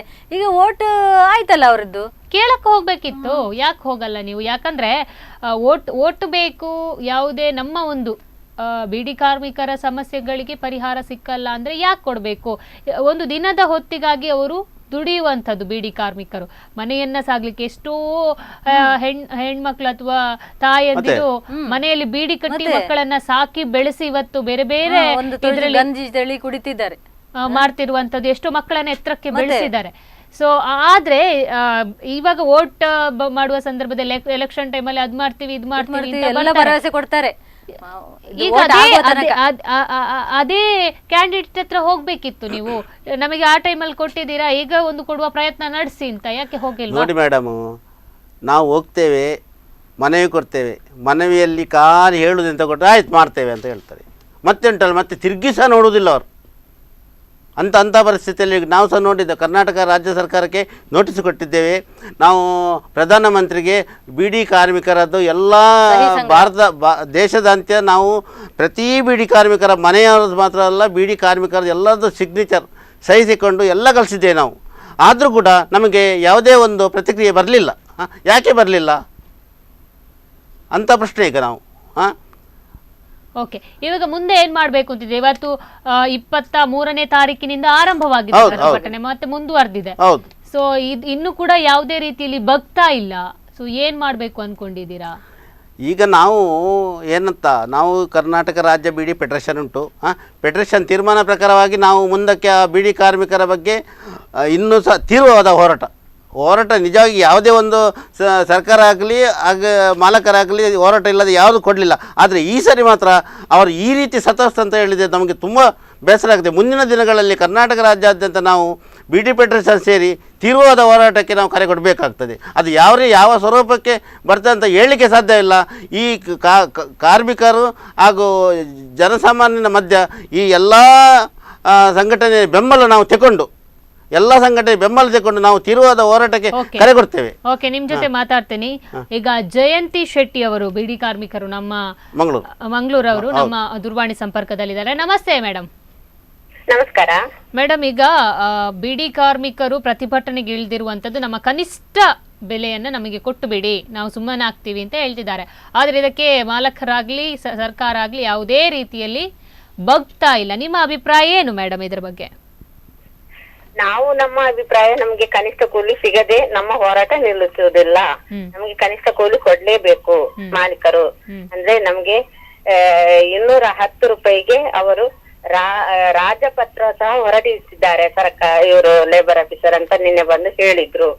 ಎಲ್ಲಾ ಬಿಟ್ಟು ಅವರು ರಾಜ್ಯಪಾಲರ ಎದುರಿಗೇನೆ ಸಹಿ ಮಾಡಿ ಈಗ ಕಾರ್ಮಿಕರಿಗೆ ಮೋಸ ಮಾಡುದು ಇದು ಸರಿಯಲ್ಲ. ಅದಕ್ಕೆ ನಾವು ನಮ್ಗೆ ದಾರಿ ಪ್ರತಿಭಟನೆ. ರಾಜ್ಯಪಾಲರ ಎದುರೇ ಸೈನ್ ಮಾಡಿದ್ದಾರೆ ಅಂದ್ರೆ ಇವಾಗ ಇಲ್ಲಿ ತನಕ ಬಂದಿರುವಂತ ದುಡ್ಡು ಎಲ್ಲಿಗೋಯ್ತು? ಏನ್ ಮಾಡಿದ್ದಾರೆ ಅವರಲ್ಲೇ ಉಂಟು, ಎಲ್ಲಿಗೆ ಹೋಗುದು? ಯಾಕಂತೆ ಆ ಕಡೆ BD ಕಾರ್ಮಿಕರಿಗೂ ಕೊಡ್ತಾ ಇಲ್ಲ, ಅದರ ಒಂದು ಕನಿಷ್ಠ ಬೆಲೆಯನ್ನ ತರುವಂತ ಪ್ರಯತ್ನನೂ ನಡೆಸ್ತಿಲ್ಲ. ಹಾಗಿದ್ರೆ ದುಡ್ಡು ಎಲ್ಲಿಗೋಯ್ತು? ದುಡ್ಡು ಅವರ ತಾನೇ ಇಟ್ಕೊಳ್ತಾರೆ. ಅವರು ಶ್ರೀಮಂತರಾಗ್ತಾ ಹೋಗ್ತಾರೆ, ಬಡವರು ಬೀದಿಯಲ್ಲಿ ಬೀಳ್ತಾ ಇರ್ತಾರೆ ಹೊಟ್ಟೆಗಿಲ್ಲದೆ ಅಷ್ಟೇ ಕಾರ್ಮಿಕರು. ಓಕೆ, ಸದ್ಯಕ್ಕೆ ಇವಾಗ ಪ್ರತಿಭಟನೆಯಲ್ಲಿ ಭಾಗಿಯಾಗಿದ್ದೀರಾ ಮೇಡಮ್? ಹೌದೌದು. ಪ್ರತಿಭಟನೆ ಯಾವ ರೀತಿ ಸಾಗ್ತಾ ಇದೆ ಹಾಗಿದ್ರೆ? ನಮ್ ಪ್ರತಿಭಟನೆಗೆ ಎಲ್ಲಾ ಕಾರ್ಮಿಕರು ಸ್ಪಂದಿಸ್ತಾ ಇದ್ದಾರೆ. ಒಂದು ದೊಡ್ಡ ರೀತಿಯಲ್ಲಿ ನಾವು ಮುಷ್ಕರ ಮಾಡಿದೆವು ಮೊನ್ನೆ. ಆ ಮುಷ್ಕರವನ್ನು ನಾವು ಒಂದ್ ದಿವಸಕ್ಕೆ ನಿಲ್ಲಿಸ್ಬಿಟ್ಟು ಹಗಲು ರಾತ್ರಿ ಧರಣಿಯಲ್ಲಿ ಕೂರಿದ್ದೇವೆ. ಎಲ್ಲರೂ ಬೆಂಬಲವನ್ನು ಮಾಡಿದ್ದಾರೆ ನಮ್ಗೆ. ಅಂದ್ರೆ ನಮ್ಗೆ 2015 ತುಟ್ಟಿ ಭತ್ಯೆ ಸಹ ಈ ಮಾಲೀಕರು ಕೊಡ್ಲಿಲ್ಲ. ತುಟ್ಟಿ ಭತ್ಯೆ ಸಹ ಅವರು ಇಟ್ಕೊಂಡಿದ್ದಾರೆ 12.70 ಹಾಗೆ. ಈಗ ಕನಿಷ್ಠ ಒಬ್ಬ ಕಾರ್ಮಿಕರಿಗೆ 6 ರಿಂದ 12 ಸಾವಿರ ತನಕ ಅವ್ರು ಕೊಡ್ಬೇಕು. ಅಷ್ಟು ಹಣವನ್ನು ಅವರು ಇಟ್ಕೊಂಡಿದ್ದಾರೆ. ಅದು ಮಾತ್ರವಲ್ಲ, ಅತಿ ಕಡಿಮೆಯಲ್ಲಿ ದುಡಿಯುತ್ತಿರುವಂತ ಈ ಕಾರ್ಮಿಕರಿಗೆ ಒಂದು ಕನಿಷ್ಠ ಕೂಲಿ ಅಂತ ಒಂದು 10 ವರ್ಷಕ್ಕೆ ಒಂದು ಸ್ಥಳ ಪರಿಷ್ಕರಣೆ ಆಗುವುದು. ಅದನ್ನು ಎಲ್ಲರೂ ದ್ವಿಪಕ್ಷೀಯ ಒಪ್ಪಂದದ ಹಾಗೆ ಕಾರ್ಮಿಕ ಮುಖಂಡರು, ಮಾಲಕರು, ಸರ್ಕಾರದ ಪ್ರತಿನಿಧಿಗಳು ಎಲ್ಲರೂ ಇದ್ದು ಈ ಪೈವನ್ಯ ಸಮಿತಿ ಅಂತ ಒಂದುಂಟು ಸರ್ಕಾರದ ಉಪ ಸಮಿತಿಯಲ್ಲಿ ಅಡಿಯಲ್ಲಿ, ಅಲ್ಲಿ ಅವರು ಸೈನ್ ಮಾಡಿದ್ದಾರೆ. ನಾವು 350 ಕೇಳಿದ್ದೇವೆ ಕಾರ್ಮಿಕರ ಪರವಾಗಿ. ಕಾರ್ಮಿಕ ಮುಖಂಡರು ಬೀಡಿಗೆ ಇವತ್ತಿನ ಬೆಲೆ ಏರಿಕೆಯಲ್ಲಿ ನಮ್ಗೆ ಸಾಕಾಗ್ತಿಲ್ಲ, 350 ರೂಪಾಯಿ ಕೊಡ್ಬೇಕು 1000 ಬೀಡಿ ಸುತ್ತಿದಕ್ಕೆ ಅಂತ. ಅವರು ಇಲ್ಲ ನಾವು 210 ಕೊಡ್ತೇವೆ ಅಂತ. ಅದಕ್ಕೂ ಆಯ್ತಂತ ಅವರು ಸೈನ್ ಮಾಡಿದ್ದಾರೆ ರಾಜ್ಯಪಾಲರ ಎದುರಿಗೆ. ಮಾತು ತಪ್ಪಿದ್ದಾರೆ. ಈಗ 6 ತಿಂಗಳಾಯ್ತು, ಏಪ್ರಿಲ್ 1ರಿಂದ ಕೊಡ್ಬೇಕು ಮೇಡಮ್, ಅವ್ರು ಕೊಡ್ಲಿಲ್ಲ. ಈ ತರ ಮಾಡುವಾಗ ಕಾರ್ಮಿಕರಿಗೆ ಏನ್ ಮಾಡುದು ಅವರು? ಅಲ್ಲ, ಇವಾಗ ಸದ್ಯಕ್ಕೆ ನೀವು 3 ದಿವಸಗಳಿಂದ 23, 24, 25, ಇವತ್ತು 26ನೇ ತಾರೀಕು, ಸೊ ಇಷ್ಟು ದಿವಸಗಳ ಕಾಲ ನೀವೊಂದು ಪ್ರತಿಭಟನೆಯನ್ನ ನಡೆಸ್ಕೊಂಡೇ ಬರ್ತಾ ಇದ್ದಾರೆ. ಯಾರಾದ್ರೂ ಒಬ್ರಾದ್ರೂ ಅಧಿಕಾರಿಗಳಾದ್ರೂ ಬಂದ್ರ ಸರ್ ಮೇಡಮ್ ಅಲ್ಲಿಗೆ? ಲೇಬರ್ ಅಸಿಸ್ಟೆಂಟ್ ಕಮಿಷನರ್ ಅವರು ಬಂದಿದ್ದಾರೆ ನಿನ್ನೆ. ಬಂದ್ಬಿಟ್ಟು ಅವರು ಎಲ್ಲ ನೀವು ಸೈನ್ ಮಾಡಿ ಕೊಡಿಸಿ, ಎಲ್ಲರ ಹತ್ರ ಸಹಿ ಸಂಗ್ರಹ ಮಾಡಿ ಅಂತ ಹೇಳ್ತಾರೆ. ನಾವು ಹೇಳಿದ್ದೇವೆ, ನಾವು ಈಗಲೇ ಕಾರ್ಮಿಕರು ಬೀದಿಯಲ್ಲಿ ಬಿದ್ದಿದ್ದಾರೆ, ಲಕ್ಷಾಂತರ ಕಾರ್ಮಿಕರ ಸಹಿ ಸಂಗ್ರಹ ಯಾಕೆ? ನಮ್ಗೆ ಒಪ್ಪಿಕೊಂಡಂತ ಮಜೂರಿಯನ್ನು ನಮ್ಗೆ ಕೊಡಿಸುವ ಕೆಲಸ ನಿಮ್ಮದು. ಮಾಲಕರನ್ನು ಕರೆದು ಬಿಟ್ಟು ನೀವು ಕೊಡಿಸ್ಬೇಕು, ಕೊಡಿಸೋದಕ್ಕೆ ನಿಮ್ಗೂ ನಾವು ಧಿಕ್ಕಾರ ಆಗ್ತೇವೆ ಅಂತ. ಸಹಿ ಹಾಕ್ಬೇಕಂತೆ ಯಾಕಂದ್ರೆ ಆಲ್ರೆಡಿ ರಾಜ್ಯಪಾಲರಿಂದ ಅನುಮೋದನೆ ಸಿಕ್ಕಿದೆ, ಅವರಿಗೆ 210 ರೂಪಾಯಿ ಕೊಡಿ ಅಂತ ಆಗಿರುವಂತದ್ದು. ಇಷ್ಟೆಲ್ಲ ಆದ್ಮೇಲೆ ಅಲ್ಲಿಂದ ಸರ್ಕಾರದಿಂದ ಗ್ರೀನ್ ಸಿಗ್ನಲ್ ಸಿಕ್ಕಿದ್ಮೇಲೂ ಮತ್ತೆ ಯಾಕಂತ ಸಹಿ ಬೇಕು ಅವರಿಗೆ? ಅದೇ ಕಾರ್ಮಿಕರು ಅವರನ್ನು ಗೆರವು ಮಾಡುವ ಮಟ್ಟಿಗೆ ಹೋದ್ರು ನಿನ್ನೆ. ಬಾರಿ ಇದು ಮಾಡಿದ್ರು. ನೀವ್ ಯಾಕೆ ಈ ತರ ಮಾತಾಡ್ತೀರಾ? ಅಲ್ಲ, ನನ್ನನ್ನು ನೀವು ಇದು ಮಾಡ್ತೀರಾ? ನಾನು ನನ್ಗೆ ಯಾಕಂತ ಅವರಿಗೆ ಯಾವ ಮಾಲಕರ ಹತ್ರ ಮಾತಾಡ್ಸಕ್ ಆಗಲ್ವಂತೆನಾ? ಇವಾಗ ಬಿಡಿ ಕಾರ್ಮಿಕರಿಗೆ ಮಾತಾಡೋದಕ್ಕಿಂತ ಮಾಲಕರಲ್ಲಿ ಮಾತಾಡ್ಬೋದಲ್ಲ ಡೈರೆಕ್ಟ್, ಯಾಕೆ ಮಾತಾಡಕ್ಕೆ ಹೋಗ್ಬೇಕು? ಅವರಿಗೆ ದಮ್ಮು ಬೇಕಲ್ಲ, ಅವರ ಹತ್ರ ಮಾತಾಡ್ಲಿಕ್ಕೆ ದಮ್ ಇಲ್ಲ. ಅದೇ ಹೇಳಿದ್ರು ಕಾರ್ಮಿಕರು. ಮಾಲಕರ ಹತ್ರ ಕರೆಸಿಬಿಟ್ಟು ಮಾತಾಡಿ, ಯಾಕೆ ನಿಮ್ಗೆ ಹೆದರಿಕೆ? ಇಲ್ಲೆಲ್ಲ ನೀವು ಸೈನ್ ಮಾಡಿ ತಂದು ಕೊಡಿ ಅಂತ ಹೇಳ್ತಾರೆ. ಎಷ್ಟು ಸತಾಯಿಸ್ತಾರೆ ಇವರು. ಅಲ್ಲ, ನೀವು ಇಷ್ಟೆಲ್ಲ ಪ್ರತಿಭಟನೆ ಮಾಡಿದ್ರ, ಲೇಬರ್ ಅಸಿಸ್ಟೆಂಟ್ ಕೂಡ ಬಂದ್ರು ಅಲ್ಲಿಗೆ, ಒಪ್ಕೋತೀವಿ. ಆ ಸಂದರ್ಭದಲ್ಲಿ ಮಾಲಕರನ್ನು ಸ್ಥಳಕ್ಕೆ ಕರಿಯುವಂತ ಪ್ರಯತ್ನ ಮಾಡ್ಬೋದಿತ್ತಲ್ಲ, ಯಾಕೆ ಮಾಡಿಲ್ಲ ಅಂತ ಹಾಗಿದ್ರೆ? ಅವ್ರು ಮಾಡಿಲ್ಲ. ಯಾಕಂತ ಹೇಳುದಲ್ಲ, ಅವರು ನನ್ನನ್ನು ನೀವು ಬೈದ್ರಿ ಅಂತ ನಮ್ಮ ಹತ್ರ ಕೇಳಕ್ಕೆ ಬಂದದ್ದು. ಅದಕ್ಕೆ ಸರಿಯಾಗಿ ಜನರು ಅವರಿಗೆ ಇದು ಮಾಡಿದ್ರು ಕಾರ್ಮಿಕರು. ನಾವು 3 ದಿವಸದಿಂದ ಹಗಲು ರಾತ್ರಿ ಇಲ್ಲಿ ಮಲಗಿದ್ದು, ನಮ್ಗೆ ಮನೆ ಏನಾದ್ರೂ ಚೂರು ಇಲ್ಲದಕ್ಕಲ್ಲ, ನಮ್ಮ ಹೊಟ್ಟೆಪಾಡಿಗೆ ಅವರು ಸೈನ್ ಮಾಡಿದ ಹಣವನ್ನು ಕೊಡ್ಬೇಕಲ್ಲ, ನೀವು ಕೊಡಿಸ್ಬೇಕಲ್ಲ, ನೀವು ಸರ್ಕಾರದ ನೀವು ಸಹ ಒಂದು ಅಧಿಕಾರಿ ಅಲ್ವಾ ಅಂತ ಹೇಳ್ಬಿಟ್ರು ಜನ. ಆ ತರ ಹೇಳ್ಬಿಟ್ರು. ನಮ್ಮ ಹೋರಾಟ ನಿಲ್ಲಿಸುದಿಲ್ಲ ಮೇಡಮ್, ನಾವು ಹೋರಾಟ ಮಾಡ್ತಾ ಇದ್ದೇವೆ. ಇನ್ನು ಬೇರೆ ರೀತಿಯಲ್ಲಿ ಮಾಡ್ತೇವೆ ನಾವು ಕಾರ್ಮಿಕರು. ಯಾಕಂತ ಹೇಳಿದ್ರೆ ಅವರಿಗೆ ಹೊಟ್ಟೆಗಿಲ್ಲ. ಅವರು ದುಡ್ದು ಇವರನ್ನು ಶ್ರೀಮಂತರನ್ನಾಗಿ ಮಾಡಿದ್ದಾರೆ. 30 ರೂಪಾಯಿ ಎಲ್ಲ ಹಾಕಿದಂತ ಬಂಡವಾಳ ಭಾರತ್ ಬೀಡಿ ಮಾಲಕರಿಗೆ ಈಗ ಕೋಟಿ ಆಗಿದೆ. ಅದೇ ನಂಬರ್ ಹಾಕಿದ್ದಾರೆ, 30 ನಂಬರ್. 501 ಗಣೇಶ್ ಬೀಡಿ. ಅಷ್ಟು ಹಣ ಹಾಕಿ ಅವರು ಎಷ್ಟು ದೊಡ್ಡ ಶ್ರೀಮಂತರಾದ್ರು ಈ ಕಾರ್ಮಿಕರ ದುಡಿತದಿಂದ. ಈಗ ಇಷ್ಟು ಒಂದು ಬೆಲೆ ಏರಿಕೆ, ಸರ್ಕಾರಗಳ ನೀತಿ ಇದೊಂದು ಎಲ್ಲಾ ಸರಿ ಇಲ್ಲದ ಕಾರಣ ಈ ಕಾರ್ಮಿಕರು ಅಷ್ಟೇ ಇದ್ರಲ್ಲಿದ್ದಾರೆ. ಯಾರಿಗೆ 1,000 ಬೀಡಿ ಕಟ್ಟಕ್ಕೆ ಆಗುದಿಲ್ಲ, 500 ಬೀಡಿ ಕಟ್ಟಿದ್ರೆ ಜಾಸ್ತಿ ಅಂದ್ರೆ. ಇವಾಗ ಸದ್ಯಕ್ಕೆ ಮೇಡಮ್, ಇವಾಗ ಸದ್ಯಕ್ಕೆ ಪ್ರತಿಭಟನೆಯಲ್ಲಿ ಎಷ್ಟು ಜನ ಭಾಗವಹಿಸಿದ್ದಾರೆ, ಜೊತೆಗೆ ಯಾವೆಲ್ಲ ಸಂಘಟನೆಯವರು ಇದ್ದಾರೆ ಅಲ್ಲಿ ಅಂತ? ಈಗ ಪ್ರತಿಭಟನೆಯಲ್ಲಿ ನಾವು AITC, CITU, ಮೊನ್ನೆ ಜಾಥಾ ಎಲ್ಲ ಬರುವಾಗ BMS, HMS ಎಲ್ಲ ನಮ್ಗೆ ಎಲ್ಲರೂ ಸಪೋರ್ಟ್ ಇದ್ದಾರೆ. ನಮ್ಗೆ ಅವರು ಮಾಲೀಕರು ಹೇಳುದು 12 ರೂಪಾಯಿ 75 ಪೈಸೆ ಬಿಟ್ಟು ಕೊಡ್ಬೇಕಂತ. ನಾವು ಕಾರ್ಮಿಕರಿಗೆ ಯಾವಾಗ್ಲೂ ದ್ರೋಹ ಮಾಡುದಿಲ್ಲ. CITU, AITC ನಮ್ಗೆ ಅದು ಅವರು ಕೊಡ್ಲೇಬೇಕಂತ ನಾವು ಹೇಳ್ತೇವೆ. ಕಾರ್ಮಿಕರಿಗೆ ಏನೇನು ಒಂದೊಂದು ಪೈಸೆ ಸಿಗ್ತದ ಅವರ ಹೋರಾಟದ ಫಲದಿಂದ ಸಿಕ್ಕಿದ್ದು. ಮಾಲೀಕರು ತಕೊಳ್ಳಿ ಅಂತ ಒಂದು ಅವರ ಮೇಲೆ ಕರುಣೆ ತೋರಿಸಿ ಕೊಟ್ಟದ್ದಿಲ್ಲ ಮೇಡಮ್. ಓಕೆ, ಇವಾಗ ನಮ್ಮ ಸ್ಟುಡಿಯೋದಲ್ಲಿ ಇಬ್ರು ಗೆಸ್ಟ್ ಇದ್ದಾರೆ, ನಳಿನಿ ಎಸ್ ಮತ್ತೆ ಉಮೇಶ್ ಕುಂದಾರ್ ಅಂತ. ಅವರು ನಿಮ್ಮ ಒಂದು ಹೋರಾಟದ ಪರವಾಗಿ ಇಲ್ಲಿ ನಮ್ಮ ಸ್ಟುಡಿಯೋದಲ್ಲಿ ಕೂತು ಜನರಿಗೆ, ಸ್ಪಂದನ ವಾಹಿನಿ ವೀಕ್ಷಕರ ಜೊತೆ ಇವತ್ತು ಅವರು ಒಂದು ಮಾತುಕತೆ ನಡೆಸ್ತಿದ್ದಾರೆ. ಇಡೀ ಒಂದು ರಾಜ್ಯಕ್ಕೆ ತಿಳಿಸುವಂತಹ ಪ್ರಯತ್ನವನ್ನ ಕೂಡ ಬರ್ತಾ ಇದ್ದಾರೆ. ಮೇಡಮ್ ಇಲ್ಲಿದ್ದಾರೆ, ಅವ್ರ ಹತ್ರ ಮಾತಾಡ್ತೀರಾ ಹೇಗೆ? ಮಾತಾಡಿ ಮೇಡಮ್. ಹಲೋ, ಹೇಳಿ. ಯಾರು? ಉಮೇಶ್ ಕುಂದಾರ? ಹೇಳಿ. ಅದೇ ಅವರು ಪ್ರತಿಭಟನೆಯ ಬಗ್ಗೆ ಹೇಳುದು. ಹೌದೌದು. ಇವತ್ತು ನಾವು ಪ್ರತಿಭಟನೆಯನ್ನ ಮಾಡುವುದು ಈ ಕಾರ್ಮಿಕರಿಗೆ ಇವತ್ತು ಕನಿಷ್ಠ ಕೂಲಿ ಮಾಲಕರು ಕೊಡದ ಕಾರಣ. 12 ರೂಪಾಯಿ 75 ಪೈಸೆ ತುಟಿ ಭತ್ಯೆ ಸಹ ಕೊಡದ ಕಾರಣ ನಾವು ಹೋರಾಟ ಮಾಡ್ತಾ ಇರೋದು. ಅದಕ್ಕೆ ನಾವು ಈ ಹೋರಾಟವನ್ನು ನಿಲ್ಲಿಸುದಿಲ್ಲ ಅರ್ಧಕ್ಕೆ. ಮೊನ್ನೆ ದೊಡ್ಡ ರೀತಿಯಲ್ಲಿ ನಾವು ಮುಷ್ಕರವನ್ನು ನಡೆಸಿದೆವು. ಆನಂತರ ಹಗಲು ರಾತ್ರಿ ಧರಣಿ ಮಾಡ್ತಾ ಇದ್ದೇವೆ. ಮುಷ್ಕರವನ್ನು ಅಲ್ಲಿಗೆ ನಿಲ್ಲಿಸ್ಬಿಟ್ಟು ಹಗಲು ರಾತ್ರಿ ಧರಣಿ ಮಾಡ್ತಾ ಇದ್ದೇವೆ. ಈಗ ಅದು ಒಂದು 3 ದಿವಸ ಆಯ್ತು. ಮತ್ತೆ ಇನ್ನು ಬೇರೆ ತರದಲ್ಲಿ ನಾವು ಹೋರಾಟ ಮಾಡ್ಲಿಕ್ಕೆ ನಮ್ಮ ಒಂದು ತೀರ್ಮಾನವನ್ನು ಕಾರ್ಮಿಕರು ಮುಖಂಡರು ಎಲ್ಲರೂ ಒಟ್ಟು ಸೇರಿ ಮಾಡಿದ್ದೇವೆ. ಈ ಪ್ರಶ್ನೆಯಲ್ಲಿ 12 ರೂಪಾಯಿ 70 ಪೈಸೆ 15ರ ಇಸವಿಯಿಂದಲೂ ಮತ್ತೆ ಮೊನ್ನೆ ಏಪ್ರಿಲ್ 1ರಿಂದ 210 ರೂಪಾಯಿ ಕನಿಷ್ಠ ಕೂಲಿ, ಈ ಎರಡನ್ನೂ ಬಿಟ್ಟು ಕೊಡುವಂತಿಲ್ಲ. ಇಲ್ಲ, ಕೊಡ್ಲೇಬೇಕದು. ಅದರಲ್ಲಿ ಏನು ಚರ್ಚೆ ಇಲ್ಲ. ಕೊಡ್ಲೇಬೇಕು. ಏನೇ ಆಗ್ಲಿ ಲೇಬರ್ ಅಧಿಕಾರಿಯವರು ಬಂದು ಹೇಳ್ತಾರೆ ನಮಗೆ ನೀವು ಸಹಿ ಸಂಗ್ರಹ ಮಾಡಿ ಕೊಡಿ ಅಂತ ಹೇಳ್ತಾರೆ.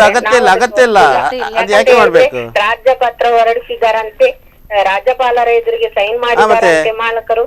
ಮತ್ತೆ ನಾವು ಯಾಕೆ ಸಹಿ ಸಂಗ್ರಹ ಮಾಡಿ ಇವರಿಗೆ ಅವರನ್ನು ಕರೆದು ಬಿಟ್ಟು ಮಾತಾಡ್ಲಿಕ್ಕೆ ಧೈರ್ಯ ಇಲ್ಲ ಇವರಿಗೆ.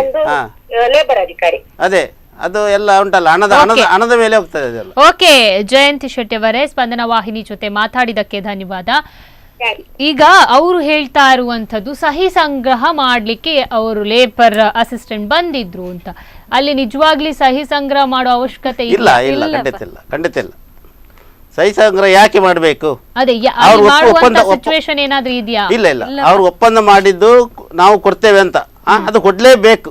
ಅದರಲ್ಲಿ ಏನು ಚರ್ಚೆ ಇಲ್ಲ. ಸಹಿ ಸಂಗ್ರಹ ಪ್ರಶ್ನೆ ಅಲ್ಲಿ ಬರುವುದಿಲ್ಲ.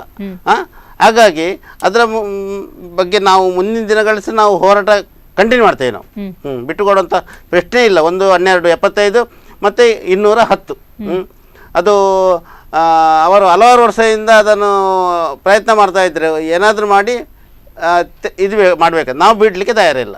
ಓಕೆ ಮೇಡಮ್, ಇವಾಗ ಅವರು ಹೇಳಿದ್ರು ರಾಜ್ಯಪಾಲರ ಬಳಿ ಹೋಗಿ ಒಂದು ಮನವಿಯನ್ನ ಕೊಟ್ರು, 350 ರೂಪಾಯಿ ಮಾಡಬೇಕು ಅಂತ, ಆದ್ರೆ 210ಕ್ಕೆ ಅವರು ಸಹಿ ಮಾಡಿದ್ರು ಅಂತ.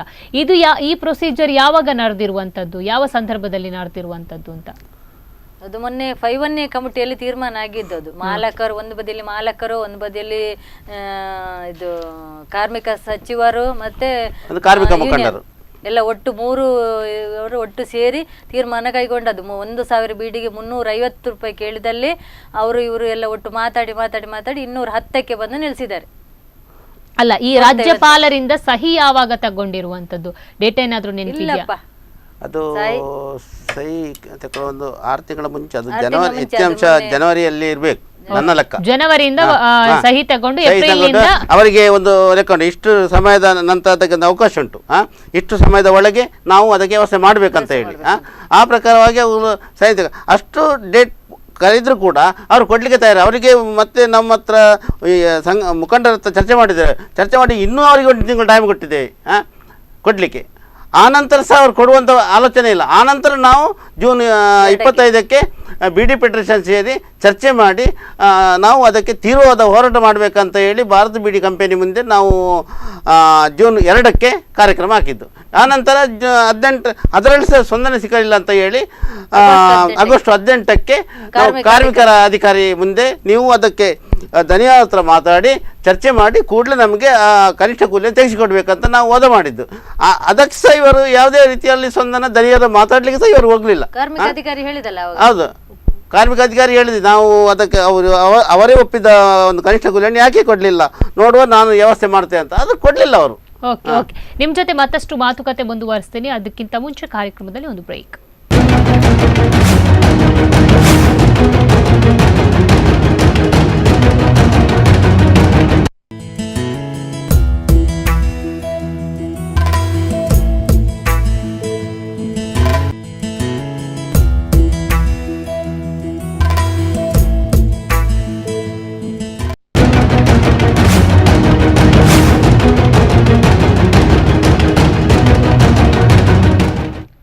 ಬೇಕಿದೆ ನ್ಯಾಯ ನೇರ ಪ್ರಸಾರ ಕಾರ್ಯಕ್ರಮಕ್ಕೆ ಮತ್ತೊಮ್ಮೆ ಸ್ವಾಗತ.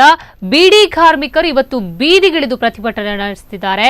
ಭಾರತ್ ಬೀಡಿ ಪ್ರೈವೇಟ್ ಲಿಮಿಟೆಡ್ ಎದುರುಗಡೆ ಇವತ್ತು ಒಂದು ಪ್ರತಿಭಟನೆಯನ್ನ ಸತತ 3 ದಿವಸಗಳಿಂದ ನಡೆಸುತ್ತಿದ್ದಾರೆ. ಆದ್ರೂ ಕೂಡ ಇದಕ್ಕೆ ಭಾರತ್ ಬೀಡಿ ಕಂಪನಿ ಮಾಲೀಕರು ಕ್ಯಾರೆ ಅಂತ ಇಲ್ಲ. ಎಷ್ಟೇ ಬೇಡಿಕೆ ಇಟ್ಟರು, ಎಷ್ಟೇ ಗೋಳೈಕೊಂಡ್ರು ಕೂಡ ಯಾವುದೇ ರೀತಿಯಲ್ಲಿ ಸ್ಪಂದನೆ ಕೊಡ್ತಾ ಇಲ್ಲ. ಯಾಕೆ ಮಾಡ್ತಿದ್ದಾರೆ ಹೀಗೆ? ಹಾಗಿದ್ರೆ ಬೀಡಿ ಕಾರ್ಮಿಕರು ಯಾಕೆ ದುಡಿತಾ ಇದ್ದಾರೆ? ಅವರ ಒಂದು ಬೇಡಿಕೆಯನ್ನ ಈಡೇರಿಸಕ್ಕೆ ಯಾಕೆ ಇವರಿಗೆ ಇಷ್ಟು ಒಂದು ಲೇಟ್ ಮಾಡುವಂತದ್ದು? ಯಾಕೆ ಯಾವುದೇ ಒಂದು ಕ್ರಮವನ್ನ ಕೈಗೊಳ್ತಾ ಇಲ್ಲ? ಇದೆಲ್ಲದರ ಬಗ್ಗೆ ಮಾತಾಡೋಣ. ಈಗ ಹೇಳ್ತಾ ಇದ್ರಿ, ಭಾರತ್ ಬೀಡಿ ಅವರು ಇಡೀ ಒಂದು ಕಂಪನಿಯಲ್ಲಿ ಜಾಸ್ತಿ ಒಂದು ಅಸ್ತಿತ್ವವನ್ನ ಉಳಿಸಿಕೊಂಡವರು ಅಂತ. ಅವರು ಮನಸ್ಸು ಮಾಡಿದ್ರೆ ಖಂಡಿತ ಆಗತ್ತೆ. ರಾಜ್ಯಪಾಲರು ಕೂಡ ಗ್ರೀನ್ ಸಿಗ್ನಲ್ ಕೊಟ್ಟಿದ್ದಾರೆ, ಎಲ್ಲರೂ ಕೂಡ ಇದಕ್ಕೆ ಒಪ್ಪಿಗೆ ಸೂಚಿಸಿದ್ದಾರೆ.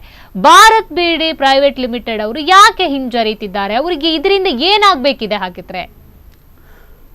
ಅದೇ ಇಡೀ ದೇಶದಲ್ಲೇ ಭಾರತ್ ಬೀಡಿ ಕಂಪನಿ ದೊಡ್ಡ ಕಂಪನಿ. ಅದು ಭಾರತ್ ಬೀಡಿ ಕಂಪನಿಯವರು ನಾಳೆ ಕೊಟ್ಟರೆ ನಾಳ್ದು ಎಲ್ಲ ಸಣ್ಣ ಕಂಪನಿಗಳು ಕೊಡ್ತಾರೆ. ಅದು ಯಾಕೆ ಈ ರೀತಿ ಸತಾಯಿಸ್ತಾರೆ ನೋಡಿ. ಭಾರತ್ ಬೀಡಿ ಕಂಪನಿ ಅಂದರೆ 30, ಈಗ ಜಯಂತ್ ಹೇಳಿದರು, 30 ರೂಪಾಯಿಯಲ್ಲಿ ಬಂಡವಾಳ ಹಾಕಿದ ಕಂಪನಿ ಈಗ 30,000 ಕೋಟಿಯವರೆಗೆ ಆದಾಯ ಬಂದಿದೆ. ಅದು ಯಾರಿಂದ ಬಂದದ್ದು? ನಮ್ಮ ಬೀಡಿ ಕಾರ್ಮಿಕರ ಶ್ರಮದಿಂದ ಬಂದ ಒಂದು ಬಂಡವಾಳವನ್ನು ಈಗ ಅವ್ರು ಏನು ಮಾಡ್ತಾರೆ, ಬೀಡಿ ಕಾರ್ಮಿಕರನ್ನು ಕ್ಯಾರೆ ಮಾಡೋದಿಲ್ಲ ಅಂತ ನೋಡಿ. ಈಗ ಹೇಳಿದ್ದು 3 ದಿವಸದಲ್ಲಿ ಅವರು ರಾತ್ರಿ ಆಗಲು ಧರಣಿ ಮಾಡ್ತಾ ಇದ್ದಾರೆ. ಇವರು ಸಚಿವರು ಅಂತ ಹೇಳ್ತಾರೆ ಸಿಗ್ನೇಚರ್. ಯಾಕೆ ಸಿಗ್ನೇಚರ್ ಕೊಡಬೇಕು? ಕೊಡುವಂಥ ಪ್ರಶ್ನೆ ಇಲ್ಲ. ಅವರು ಒಪ್ಪಂದ ಮಾಡಿದ ಪ್ರಕಾರ ಕೊಡಲೇಬೇಕು ಕನಿಷ್ಠ ಕೂಲಿ 12.75 ತುಟ್ಟಿ ಭತ್ಯೆ ಕೊಡಲೇಬೇಕು. ಅದರಲ್ಲಿ ಏನು ಚರ್ಚೆ ಇಲ್ಲ. ಓಕೆ, ಹಾಗಿದ್ರೆ ಇದು ಕೊಡಿ, ಸಿಗ್ನೇಚರ್ ಕೊಡಿ, ನಾವು ಮಾತುಕತೆ ನಡೆಸುವ, ಇದೆಲ್ಲ ಯಾಕೆ ಬೇಕು? ಏನಾಗಾದ್ರೆ ಅದರ ಉದ್ದೇಶ? ಅಗತ್ಯ ಇಲ್ಲ. ಅದು ಒಟ್ಟಾರೆ ಕಾರ್ಮಿಕರನ್ನು ಸತಾಯಿಸುವಂತ ಅಂತ ಅಷ್ಟೇ. ಅದೆಂತ ಗೊತ್ತುಂಟ, ಅದರಲ್ಲಿ ಇನ್ನೊಂದು ಅದರ ಒಳಸಂಚ ಅವರಿಗೆ ಗೊತ್ತು. ಎತ್ತ ಪರಮೇಶ್ವರ್ ನಾಯ್ಕ್ ಕಾರ್ಮಿಕ ಅಧಿಕಾರಿ ಇರುವಾಗ ಅವರಿಗೆಲ್ಲ ಉಂಟಲ್ಲ, ಈ ಮಾಲಕರು ಹಣದ ಮಿತಿ ಇದು ಮಾಡಿ ಅವರನ್ನು ಇದು ಮಾಡಿದ್ದಾರೆ. ಹಾಗೆ ಹಣ ಕೊಟ್ಟು ಅದನ್ನು ನಮಗೆ ಲಾಸ್ ಉಂಟು, ನಮಗೆ ಕಾರ್ಮಿಕರಿಗೆ ಕೊಡ್ಲಿಕ್ಕೆ ಆಗುದಿಲ್ಲ, ಎಂತೆಂಥ ವಿಷಯ ಎಲ್ಲ ಅವರು ಅದಕ್ಕೆ ಒಂದು ಪ್ರಸ್ತಾಪ ಇಟ್ಟು ಮಾಡಿದ್ದಾರೆ. ಹಾಗಾಗೋಸ್ಕರ ಈ ಯಾಕೆ ಅವರಿಗೆ ಮಾಲಕರ ಹತ್ರ ಮಾತಾಡಲಿಕ್ಕೆ ಧೈರ್ಯ ಇಲ್ಲ, ಅದು ನನಗೆ ಹೇಳೋದು ಪ್ರಶ್ನೆ ಮಾಡೋದು. ಈಗ ಕಾರ್ಮಿಕ ಮಂತ್ರಿಗೆ ಮಾಲಕರ ಹತ್ರ ಮಾತಾಡಿ ಅವರನ್ನು ಕಾರ್ಮಿಕರ ಹತ್ರ ತರಿಸಿ ಅವರಿಗೆ ಒಂದು ನ್ಯಾಯ ಕೊಡಿಸಲಿಕ್ಕೆ ಯಾಕೆ ಸಾಧ್ಯ ಇಲ್ಲ? ಸಾಧ್ಯ ಉಂಟು, ಅದರಲ್ಲಿ ಅವರ ಒಳಗೆ ಒಳಸಂಚ ನಡೀತಿದೆ. ಹಾಗಾಗೋಸ್ಕರ ಅವರು ಅದರ ಬಗ್ಗೆ ಸುಮ್ಮನೆ ಇದ್ದಾರೆ ನಮ್ಮ ಲೆಕ್ಕ ಆಗಿ. ಓಕೆ, ಈಗ ಒಂದೆಡೆ ಇದಕ್ಕೆ ಕಾರ್ಮಿಕ ಸಚಿವರಾಗಿರ್ಬೋದು, ಇದಕ್ಕೆ ಸಂಬಂಧಪಟ್ಟ ಅಧಿಕಾರಿಗಳು ಮಾಲಕರ ಹತ್ರ ಮಾತಾಡ್ಲಿಕ್ಕೆ ಒಪ್ಕೊಳ್ತಾ ಇಲ್ಲ. ಯಾಕೆ ಒಪ್ಕೊಳ್ತಾ ಇಲ್ಲ ಅನ್ನುವಂಥದ್ದು ಒಂದು ಪ್ರಶ್ನೆ. ಇನ್ನೊಂದೆಡೆ ಈ ರೀತಿ ಇಷ್ಟು 3 ದಿವಸಗಳಾದ್ರೂ ಕೂಡ ಲೇಬರ್ ಅಸಿಸ್ಟೆಂಟ್ ಬಿಟ್ರೆ ಬೇರೆ ಯಾರು ಕೂಡ ಅಲ್ಲಿಗೆ ಬಂದಿಲ್ಲ. ಯಾಕೆ ಬರ್ತಾ ಇಲ್ಲ? ಹಾಗಿದ್ರೆ ಬಿಡಿ ಕಾರ್ಮಿಕರು ಯಾರಿಗೂ ಅವಶ್ಯಕತೆ ಇಲ್ಲ ಅಂತ ಆಯ್ತು. ಸರಿ, ಇವತ್ತು ಬಿಡಿ ಕಾರ್ಮಿಕರ ಓಟ್ ಬೇಕು ಅವರಿಗೆ. ಒಂದು ಸಚಿವರಾಗಲಿ ಆಗಲಿ ಲೋಕಲ್ ಸದಸ್ಯರಾಗಲಿ ಒಂದೇ ಒಂದು ಜನ ಬಿಡಿ ಕಾರ್ಮಿಕ ಸಮಸ್ಯೆ ಬಗ್ಗೆ ಕೇಳಲಿಕ್ಕೆ ಬರ್ತದೆ. ಮೊನ್ನೆ ಉಡುಪಿಯಲ್ಲಿ 1000ಗಟ್ಟಲೆ ಕಾರ್ಮಿಕರು ಬೀದಿಯಲ್ಲಿ ಇಳಿದು ಹೋರಾಟ ಮಾಡಿದ್ದಾರೆ ಆ ಬಿಸಿಲಿಗೆ. ಆದರೂ ಕೂಡ ಒಬ್ಬರು ನಮ್ಮ ಜನಪ್ರತಿನಿಧಿಗಳು ಬಂದು ನಿಮ್ಮ ಸಮಸ್ಯೆ ಅಂತ ಕೇಳಲಿಲ್ಲ. ಹಾಗಾದರೆ ಅದರ ಅರ್ಥ ಎಂತ? ಅವರಿಗೆ ಓಟು ಮಾತ್ರ ಬೇಕಿನಃ ಕಾರ್ಮಿಕ ಸಮಸ್ಯೆ ಅಗತ್ಯ ಇಲ್ಲ. ನೋಡಿ, ಈಗ ಕಟ್ಟಡ ಕಾರ್ಮಿಕರ ಪರಿಸ್ಥಿತಿ ಹೇಗಿಟ್ಟು, ಹೊಯ್ಗೆ ಸಿಕ್ಕಲಿಲ್ಲ, ಮಕ್ಕಳು ಮರಿಗಳು 4 ಹಬ್ಬ ಬರ್ತದೆ, ಉಪವಾಸ ಬೀಳ್ತಾ ಇದ್ದಾರೆ. ಇಂಥ ಪರಿಸ್ಥಿತಿ ಇರುವಾಗ ನಮ್ಮ ಜನಪ್ರತಿನಿಧಿಗಳು ಯಾಕೆ ಅರ್ಥ ಆಗೋದಿಲ್ಲ? ಬಿಡಿ ಕಾರ್ಮಿಕರಂತ ನಿಕಿಷ್ಟ ಇದು ಲಾಸ್ಟ್ ಅಂತ ಹೇಳ್ತಾರಲ್ಲ, ಅಂತ ಕೂಲಿಯನ್ನು ತಗೊಳ್ತಾ ಇದ್ದಾರೆ. ಅಂದ್ರೆ ಬಿಡಿ ಕಾರ್ಮಿಕರು ಒಂದು ನಮ್ಮ ಇದಕ್ಕೆ ಸೀಮಿತಕ್ಕೆ ಬರಲ್ಲ, ಅವರು ಬೇರೆನೆ, ಅವರಿಂದ ಏನು ಆಗೋದಿಲ್ಲ ಅನ್ನೋ ಒಂದು ಮನೋಸ್ಥಿತಿಯಲ್ಲಿ ಸರ್ಕಾರ. ಈಗ ಇಷ್ಟೆಲ್ಲ ಆಗ್ತಾ ಇದೆ, ಅಧಿವೇಶನದಲ್ಲಿ ಕೂಡ ಇದರ ಮಾತನ್ನ ಎತ್ತಬಹುದಿತ್ತು, ಯಾಕೆ ಅವರಿಗೆ ಸಿಗೋದಿಲ್ಲ ಅನ್ನುವಂಥದ್ದು ಯಾರು ಕೂಡ ಚಕಾರ ಇಲ್ಲಿ ಕೂಡ ಎತ್ತಿಲ್ಲ. ಇನ್ನೊಂದೆಡೆ ಬಿಡಿ ಕಾರ್ಮಿಕರಂದ್ರೆ ಅವರಿಗೆ ಏನು ಅದು ಮೌಲ್ಯವಿಲ್ಲ, ಅವರಿಂದ ಏನು ಕೆಲಸ ಆಗ್ಬೇಕಾಗಿಲ್ಲ ಅನ್ನೋ ಭಾವನೆ. ಮೇಡಮ್, ಬಿಡಿ ಕಾರ್ಮಿಕರ ಬಗ್ಗೆ ಆಗಲಿ ಯಾವುದೇ ಒಂದು ಕಾರ್ಮಿಕರ ಬಗ್ಗೆ ಆಗಲಿ ನಮ್ಮ ಬಗ್ಗೆ ಮಾತಾಡುವ ಪ್ರತಿನಿಧಿ ಯಾರು ವಿಧಾನಸೌಧದ ಇಲ್ಲ. ಅಲ್ಲಿ ಇರುವುದು ಯಾರು ಗೊತ್ತುಂಟ? ಬಂಡವಾಳಶಾಹಿ ಪಕ್ಷದ ಒಂದು ಪ್ರತಿನಿಧಿಗಳು ಇರುವುದು. ಬಂಡವಾಳಶಾಹಿ ಪಕ್ಷದ ಪ್ರತಿನಿಧಿಗಳು ಇರುವಾಗ ನಮ್ಮ ಕಾರ್ಮಿಕರ ಬಗ್ಗೆ ಯಾರು ಕಾಳಜಿ ವಹಿಸ್ತಾರೆ? ಅವರು ಕೋಟ್ಯಾಧೀಶರು, ಇವರು ಕೂಲಿ ನಾನು ಮಾಡುವವರು. ಅಂಥ ಪರಿಸ್ಥಿತಿ ಇರುವಾಗ ಅವರು ನಮ್ಮ ಬಗ್ಗೆ ಮಾತಾಡಲಿಕ್ಕೆ ಸಾಧ್ಯ ಉಂಟಾ? ಸಾಧ್ಯ ಇಲ್ಲ. ಓಟಿ ಮಾತ್ರ ಬೇಕು ಅವರಿಗೆ ಅಷ್ಟೇ. ಓಕೆ ಮೇಡಮ್, ಇವಾಗ ಭಾರತ್ ಬಿಡಿ ಅವರು ಬಿಟ್ಟು ಉಳಿದ ಚಿಕ್ಕ ಚಿಕ್ಕ ಕಂಪನಿಯವರು ಏನ್ ಹೇಳ್ತಾರೆ? ಅವರು ಕೊಡ್ಲಿಕ್ಕೆ ಸಿದ್ಧರಿದ್ದಾರಾ? ಅವರು ಮೊನ್ನೆ ನಾವು ಟೆಲಿಫೋನ್ ಬಿಡಿ ಕಂಪನಿಯಲ್ಲಿ ಒಂದು ಹೋರಾಟ ಮಾಡಿದ್ದೇವೆ ನಾವು. ಅವರು ಹೇಳ್ತಾರೆ ಭಾರತ್ ಬಿಡಿ ಕಂಪನಿಯವರು ಕೊಟ್ರೆ ನಾವು ಮರುದಿವಸೇ ಕೊಡ್ತೇವೆ ಅಂತ ಹೇಳ್ತಾರೆ. ಯಾಕಂತ ಅವರು ಭಾರತ್ ಬಿಡಿಯನ್ನೇ ಅವಲಂಬಿಸಿದ್ದಾರೆ, ಅವ್ರಿಗೆ ಕೊಡಬಹುದಲ್ಲ? ಯಾಕಂದ್ರೆ ಅವರು ಒಂದು ವೇಳೆ ಕೊಟ್ರೆ ನಾಳೆ ಭಾರತ್ ಬಿಡಿ ಕೂಡ ಕೊಡಕ್ಕೆ ಮುಂದಾಗತ್ತೆ. ಆಗುದಿಲ್ಲ, ಅವರಿಗೆ ತಡೆ ಉಂಟು ಅಲ್ಲಿ. ಏನ್ ತಡೆ? ಅಂತದ್ದೇನ್ ತಡೆ ಇದೆ? ತಡೆ ಅಂತ ಹೇಳಿದ್ರೆ ಅಂತ ಗೊತ್ತುಂಟ, ಇವರು ಅಲ್ಲಿ ಅವರವರಿಗೆ ಲಿಂಕ್ ಉಂಟು. ನಾವು ಮಾತಾಡಿದ್ರೆ ನೀವು ಮಾತಾಡ್ಲಿಕ್ಕಿಲ್ಲ ಅಂತ ಒಂದು ಪರಿಸ್ಥಿತಿಯಲ್ಲಿ ಉಂಟು. ಯಾಕಂದ್ರೆ ಇದ್ರಲ್ಲೂ ಕೂಡ ಗೂಂಡಾಗಿರಿ ನಡೀತಿದೆ, ಒಳಸಂಚು ನಡೀತಾ ಉಂಟು. ಹಾಗಾಗೋಸ್ಕರ ಅದಕ್ಕೆ ಅವರನ್ನು ತೋರಿಸ್ತಾರೆ, ಅವರು ಕೊಡ್ಲಿ ನಾವು ಕೊಡ್ತೀವಿ ಅಂತ. ಓಕೆ, ಹಾಗಿದ್ರೆ ಇವಾಗ ಇಷ್ಟು ದಿವಸ ಪ್ರತಿಭಟನೆ ಮಾಡಿದ್ರು ಕೂಡ ಯಾರು ಕೂಡ ಒಬ್ರು ಕೂಡ ಬಾಯಿ ಬಿಟ್ಟಿಲ್ಲ ಇದ್ರ ಬಗ್ಗೆ, ಎಲ್ಲೂ ಕೂಡ ಮಾತಾಗ್ತಾ ಇಲ್ಲ. ಬರೀ ಬೈಡಿ ಕಾರ್ಮಿಕರು ಮಾತ್ರ ಪ್ರತಿಭಟನೆಯನ್ನ ನಡೆಸ್ತಿದ್ದಾರೆ. ಹಾಗಿದ್ರೆ ಇನ್ನೊಂದು ವಿಷಯ, ಈಗಾಗಲೇ ಪ್ರತಿಭಟನೆ ನಡೆಸಿದ್ರಿ, ಯಾವುದಕ್ಕೂ ಕ್ಯಾರೆ ಅನ್ನೋದಿದ್ರೆ ಮುಂದೆ ಏನ್ ಮಾಡ್ತೀರಾ ನೀವು? ಮುಂದೆ ನಾವು ಈಗ ನಮ್ಗೆ ಬಿಡಿ ಫೆಡರೇಷನ್ ಉಂಟು, ರಾಜ್ಯ ಬಿಡಿ ಫೆಡರೇಷನ್ ಉಂಟು. ರಾಜ್ಯ ಬಿಡಿ ಫೆಡರೇಷನ್ ಸೇರಿ ನಾವು ಒಂದು ನಿರ್ಧಾರಕ್ಕೆ ಬರ್ತೇವೆ. ಎಂತ ಗೊತ್ತುಂಟು, ನಾವು ಖಾಲಿ ಬಿಡಿ ಕಾರ್ಮಿಕರು ಮಾತ್ರ, ನಮ್ಮ ಒಟ್ಟಿಗೆ ನಮ್ಮ CIT ಉಂಟು. ಯಾಕಂದ್ರೆ ಭಾರತ್ ಬಿಡಿ ಪ್ರೈವೇಟ್ ಲಿಮಿಟೆಡ್ ಅನ್ನುವಂಥದ್ದು ಒಂದು ಕಂಪನಿ, ಆದ್ರೆ ಈ ಬಿಡಿ ಕಾರ್ಮಿಕರು ಸಾವಿರಾರು ಅವರೆಲ್ಲ ಒಟ್ಟು ಸೇರಿದ್ರೆ ಖಂಡಿತ ಒಂದು ರಿಸಲ್ಟ್ ಸಿಗುತ್ತೆ. ಸೊ ಏನ್ ಮಾಡ್ಬೇಕು ಅನ್ಕೊಂಡಿದ್ದೀರಾ? ಈಗ ನಾವು ಎಂತ ಗೊತ್ತುಂಟ, ಬಿಡಿ ಕಾರ್ಮಿಕರು ಮಾತ್ರ ಅಲ್ಲ, ಇನ್ನು ನಮ್ಮ ಸೋದರ ಸಂಘಟನೆಗಳು ಕೆಲವಿದ್ದಾರೆ, ಅವರ ಎಲ್ಲ ಬೆಂಬಲವನ್ನು ಸೇರಿಸಿ ನಾವು ಒಂದು ದೊಡ್ಡ ರೀತಿಯ ಒಂದು ಹೋರಾಟ ಇನ್ನು ಮಾಡೋದೇ ಸುಸ್ತ ಅಂತ ನನ್ನ ಅಭಿಪ್ರಾಯ. ಮಾತ್ರ ಅಲ್ಲ, ನಮ್ಮ ಬಿಡಿ ಫೆಡರೇಷನ್ ಸೇರಿ ನಾವು ಅದಕ್ಕೆ ಒಂದು ಸ್ಪಷ್ಟವಾದ ಒಂದು ನಿರ್ಧಾರ ನಾವು ಕೈಗೊಳ್ತೇವೆ. ಓಕೆ, ಇವಾಗ ಒಂದ್ ಕಡೆ ಮಂಗಳೂರಲ್ಲಿ ಪ್ರತಿಭಟನೆ ನಡೀತಿದೆ, ಸಾಕಷ್ಟು 500ಕ್ಕೂ ಹೆಚ್ಚು ಮಹಿಳೆಯರು ಭಾಗಿಯಾಗಿದ್ದಾರೆ. ಸೊ ನಿಮಗೆ ಸಂಘಟನೆಗಳು ಸಪೋರ್ಟ್ ಕೊಡ್ತಾ ಇದ್ದಾರೆ. ಸೊ ಸಂಘಟನೆಗಳ ಬಗ್ಗೆ ಹೇಳೋದಾದ್ರೆ ಏನ್ ಹೇಳ್ತೀರಿ ಅಂತ? ಯಾವ ಸಂಘಟನೆ? CITU ಸಂಘಟನೆ. ಅವರು ನಮಗೆ ನಮ್ಮೊಟ್ಟಿಗೆ ಇದ್ದಾರೆ. ಮೊನ್ನೆ ಸಹ ನಾವು ಉಡುಪಿಯಲ್ಲಿ ಹೋರಾಟ ಮಾಡುವಾಗ ಅವರು CIT ಬಂದಿದ್ದಾರೆ, AITC ಬಂದಿದ್ದಾರೆ, ಕಟ್ಟಡ ಕಾರ್ಮಿಕ ಸಂಘಟನೆ ಬಂದಿದ್ದಾರೆ, ಮತ್ತು ಪಕ್ಷದ ನೇತೃತ್ವ ಅವರು ಸಹ ನಮಗೆ ಸಹಕಾರ ಕೊಟ್ಟಿದ್ದಾರೆ. ಇನ್ನು ಮುಂದೆ ಸಹ ಅವರ ಎಲ್ಲರ ಸಹಕಾರ ತಗೊಂಡು ನಾವು ದೊಡ್ಡ ರೀತಿಯಲ್ಲಿ ಹೋರಾಟ ಮಾಡಿ. ಸಂಘಟನೆಗಳು ಯಾವ ತರ ನಿಮಗೆ ಪರೋಕ್ಷವಾಗಿ ಸಪೋರ್ಟ್ ಮಾಡ್ತಾ ಇದ್ದಾರೆ ಅನ್ನುವಂಥದ್ದು? ಇದು ಪರೋಕ್ಷವಾಗಿ ಸಪೋರ್ಟ್ ಅಂದರೆ ನಮ್ಮೊಟ್ಟಿಗೆ ಇದ್ದಾರೆ. ಅವರು ನಮ್ಮೊಟ್ಟಿಗೆ ಇದ್ದು ನಮ್ಮೊಟ್ಟಿಗೆ ಬಂದು ನಮ್ಮ ಹೋರಾಟದಲ್ಲಿ ಭಾಗವಹಿಸ್ತಾರೆ. ಬೆಂಬಲವಾಗಿ ಅವರು ಕೂಡ 210 ರೂಪಾಯಿ ಕೊಡ್ಲೇಬೇಕಂತ ಅವರು ಯಾವುದೇ ರೀತಿ ಕಾಂಪ್ರಮೈಸ್ ಅವರು ಬೇರೆ ಭಾವನೆ ಅವರ್ಸಲಿಲ್ಲ. ನಮ್ಮ ಬಿಡಿ ಕಾರ್ಮಿಕರಿಗೆ ಕನಿಷ್ಠ ಕೂಲಿ 210, 12 ಇದು 10.52 ತುಟ್ಟಿ ಭತ್ಯೆ ಸಿಗಲೇಬೇಕಂತ ಅವರ್ಸಲ ಒಂದು 12 ರೂಪಾಯಿ 75 ಪೈಸೆ. 2015 ಹೌದೌದು ತುಟ್ಟಿ ಭತ್ಯೆ 12 ರೂಪಾಯಿ 75 ಪೈಸೆ. ಇದು ಈಗ ಕನಿಷ್ಠ ಕೂಲಿ 210.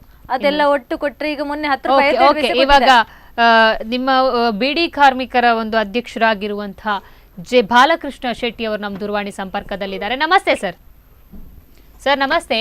ನಮಸ್ತೆ ಸರ್. ನಮಸ್ತೆ. ಈಗ ಬಿಡಿ ಕಾರ್ಮಿಕರನ್ನು ಯಾರು ಕೇಳೋರಿಲ್ಲ ಸರ್, ನಿಮ್ಮ ಅಭಿಪ್ರಾಯ ಏನು? ಈಗ ಪ್ರತಿಭಟನೆ ಮಾಡಿದ್ರು ಕೂಡ ಯಾರೊಬ್ರು ಅಲ್ಲಿಗೆ ಬರ್ತಾ ಇಲ್ಲ.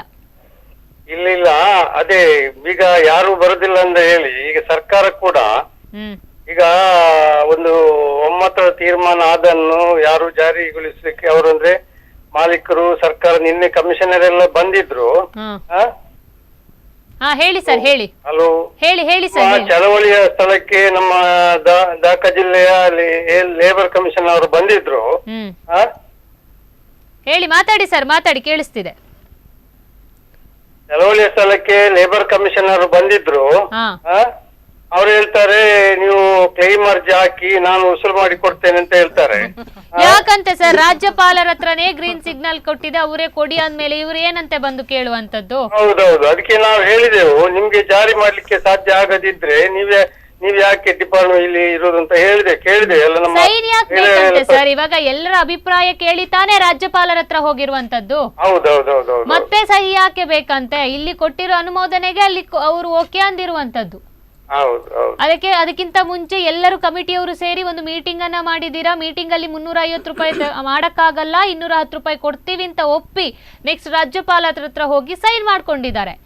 ಇಷ್ಟೆಲ್ಲ ಆದ್ಮೇಲೆ ಸಹಿ ಯಾಕೆ ಬೇಕಂತ ಅಲ್ಲಿಗೆ ಅವರಿಗೆ ಕೇಳ್ಬೇಕಿತ್ತು ಸರ್. ಸಹಿ ನಿಮಗೆ ಯಾಕೆ ಬೇಕು? ನಾವು ಕೊಡ್ತೀವಿ, ಸಹಿ ಯಾಕೆ ಬೇಕು ಅಂತ ಕೇಳ್ಬೇಕಿತ್ತು. ನಾವು ಅವ್ರ ಹತ್ರ ಕೇಳಿದೆವು. ಕೇಳಿದಾಗ ಏನಂದ್ರು ಅವರು? ಕೇಳಿದೆವು ನೀವು ಅಂದ್ರೆ ಅವರು ನಮ್ಗೆ ಅಂದ್ರೆ ಮುಖ್ಯವಾಗಿ ಏನು ಇಲ್ಲಿ ನಮ್ಮ ಬಿಡಿ ಕಾರ್ಮಿಕರ ಒಂದು ಅಸಹಾಯಕತೆ, ಬಿಡಿ ಕಾರ್ಮಿಕರ ಸಂಘಟನೆ ಇದು ಅವರ ಒಂದು ಒಗ್ಗಟ್ಟಿನ ಕೊರತೆಯಿಂದಾಗಿ ಇವರಿಗೆಲ್ಲ ಈ ರೀತಿ ಅನುಕೂಲ ಆಗಿದೆ. ಹೇಳಿ ಸರ್, ಹೇಳಿ.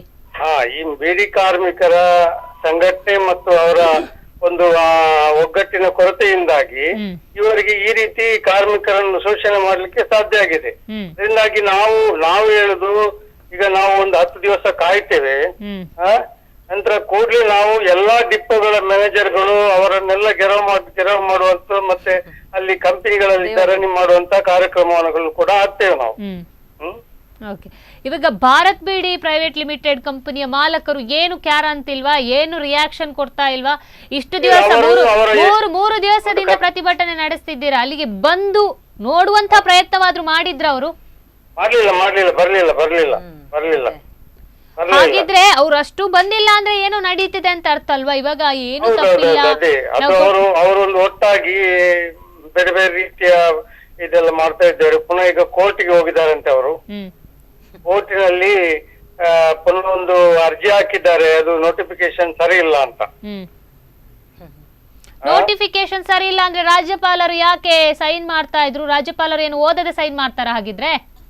ಹೌದು, ಅದು ಅವರು ಈ ನೋಟಿಫಿಕೇಶನ್ ನಲ್ಲಿ ಒಂದು 10 ವರ್ಷದ ಮೇಲೆ ಬೀಡಿ ಕಟ್ಟಿದ ಕಾರ್ಮಿಕರಿಗೆ ಒಂದು ಸೇವಾ ಹಿರಿತನ ಭತ್ಯೆ ಅಂತ ಕೊಡ್ಬೇಕು ಅಂತ ಅದರಲ್ಲಿ ನೋಟಿಫಿಕೇಶನ್ ಅಲ್ಲಿ ಹಾಕಿದ್ದಾರೆ.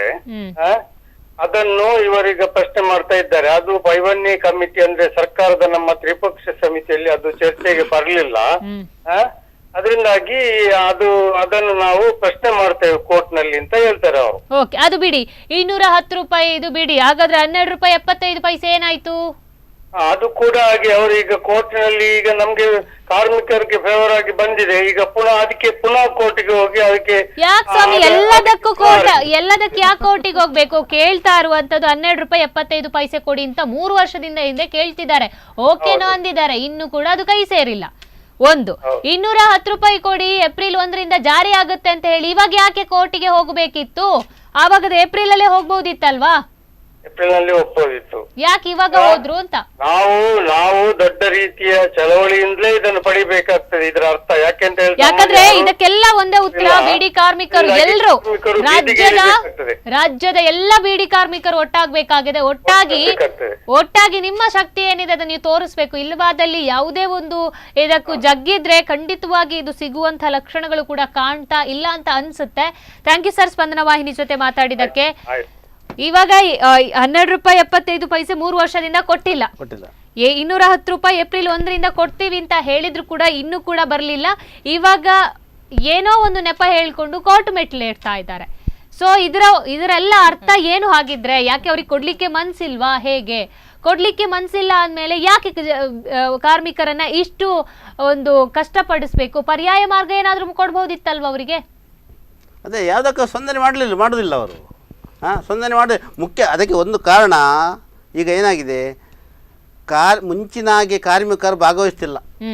ನಮ್ಮ ಒಂದು ಹೋರಾಟಕ್ಕೆ ಕಾರ್ಮಿಕರಂತ ಗೊತ್ತುಂಟ. ಈಗ 100 ಕಾರ್ಮಿಕರಿದ್ದರೆ 75% ಭಾಗವಹಿಸಿದ್ರೆ ಮಾತ್ರ ಇವತ್ತು ಒಂದು ಕಾರ್ಮಿಕ ಹೋರಾಟ ಯಶಸ್ಸಾಗ್ತದೆ. ಯಾಕಂದ್ರೆ ಪ್ರತಿಯೊಬ್ಬ ಕಾರ್ಮಿಕರಿಗೆ ಇದ್ರ ಬಿಸಿ ಮುಟ್ಟಿದ್ರೆ ಖಂಡಿತವಾಗಿ ಸರಿ ಮೇಡಮ್, ಸರಿ, ಖಂಡಿತ ಅದು ಯಶಸ್ಸಾಗ್ತದೆ.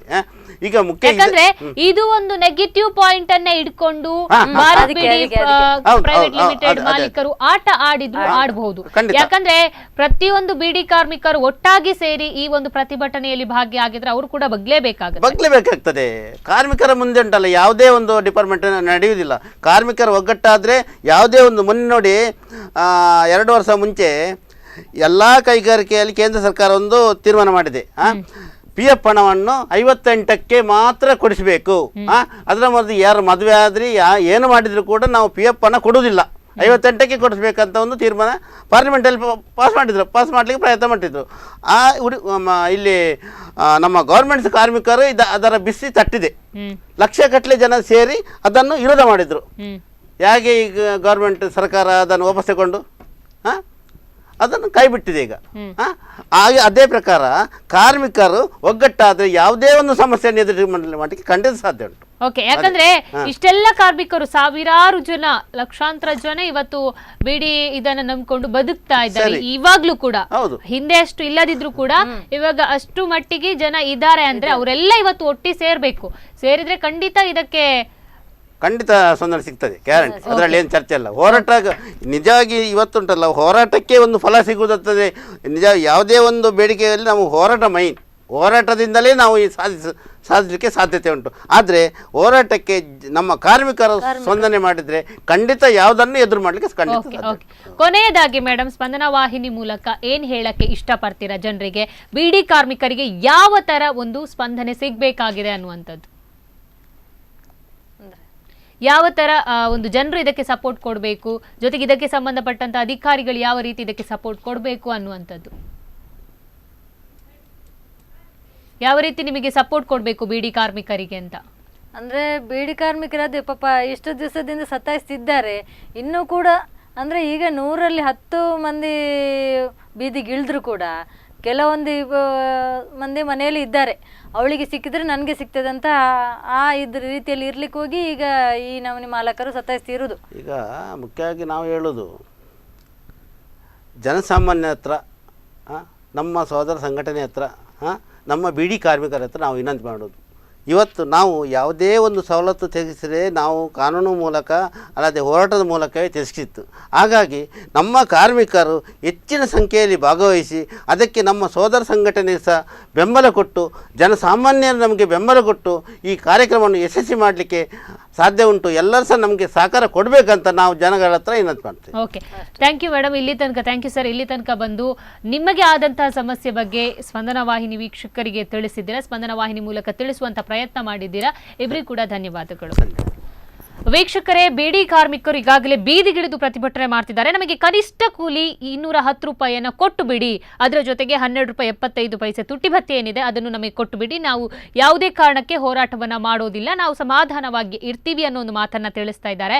ಇನ್ನು 3 ದಿವಸದಿಂದ ಇಷ್ಟೆಲ್ಲ ಪ್ರತಿಭಟನೆ ಮಾಡ್ತಾ ಇದ್ರು ಕೂಡ, ಭಾರತ್ ಬೀಡಿ ಪ್ರೈವೇಟ್ ಲಿಮಿಟೆಡ್ ಕಂಪನಿ ಎದುರುಗಡೆ ಪ್ರತಿಭಟನೆ ಮಾಡ್ತಿದ್ರು ಕೂಡ ಅದರ ಮಾಲಕರು ಇನ್ನೂ ಕೂಡ ಅಲ್ಲಿಗೆ ಬಂದಿಲ್ಲ.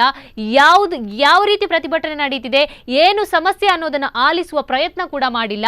ಯಾಕೆ ಈ ರೀತಿ ಒಂದು ನಿರ್ಲಕ್ಷ್ಯತನ ತೋರಿಸ್ತಿದ್ದಾರೆ ಅನ್ನೋದು ಅಧಿಕಾರಿಗಳು ಕೂಡಲೇ ವಿಚಾರಿಸಬೇಕು. ಇಲ್ಲದಿದ್ದಲ್ಲಿ ಮುಂದಿನ ದಿವಸಗಳಲ್ಲಿ ಬೀಡಿ ಕಾರ್ಮಿಕರು ಇನ್ನಷ್ಟು ಉಗ್ರವಾದ ರೀತಿಯಲ್ಲಿ ಪ್ರತಿಭಟನೆ ನಡೆಸುವುದಂತೂ ಖಂಡಿತ. ಇದೇ ಇವತ್ತಿನ ವಿಷಯ. ಸುದ್ದಿ ಹಾಗೂ ಮನೋರಂಜನೆಗಾಗಿ ನೋಡ್ತಾ ಇರಿ ಸ್ಪಂದನ.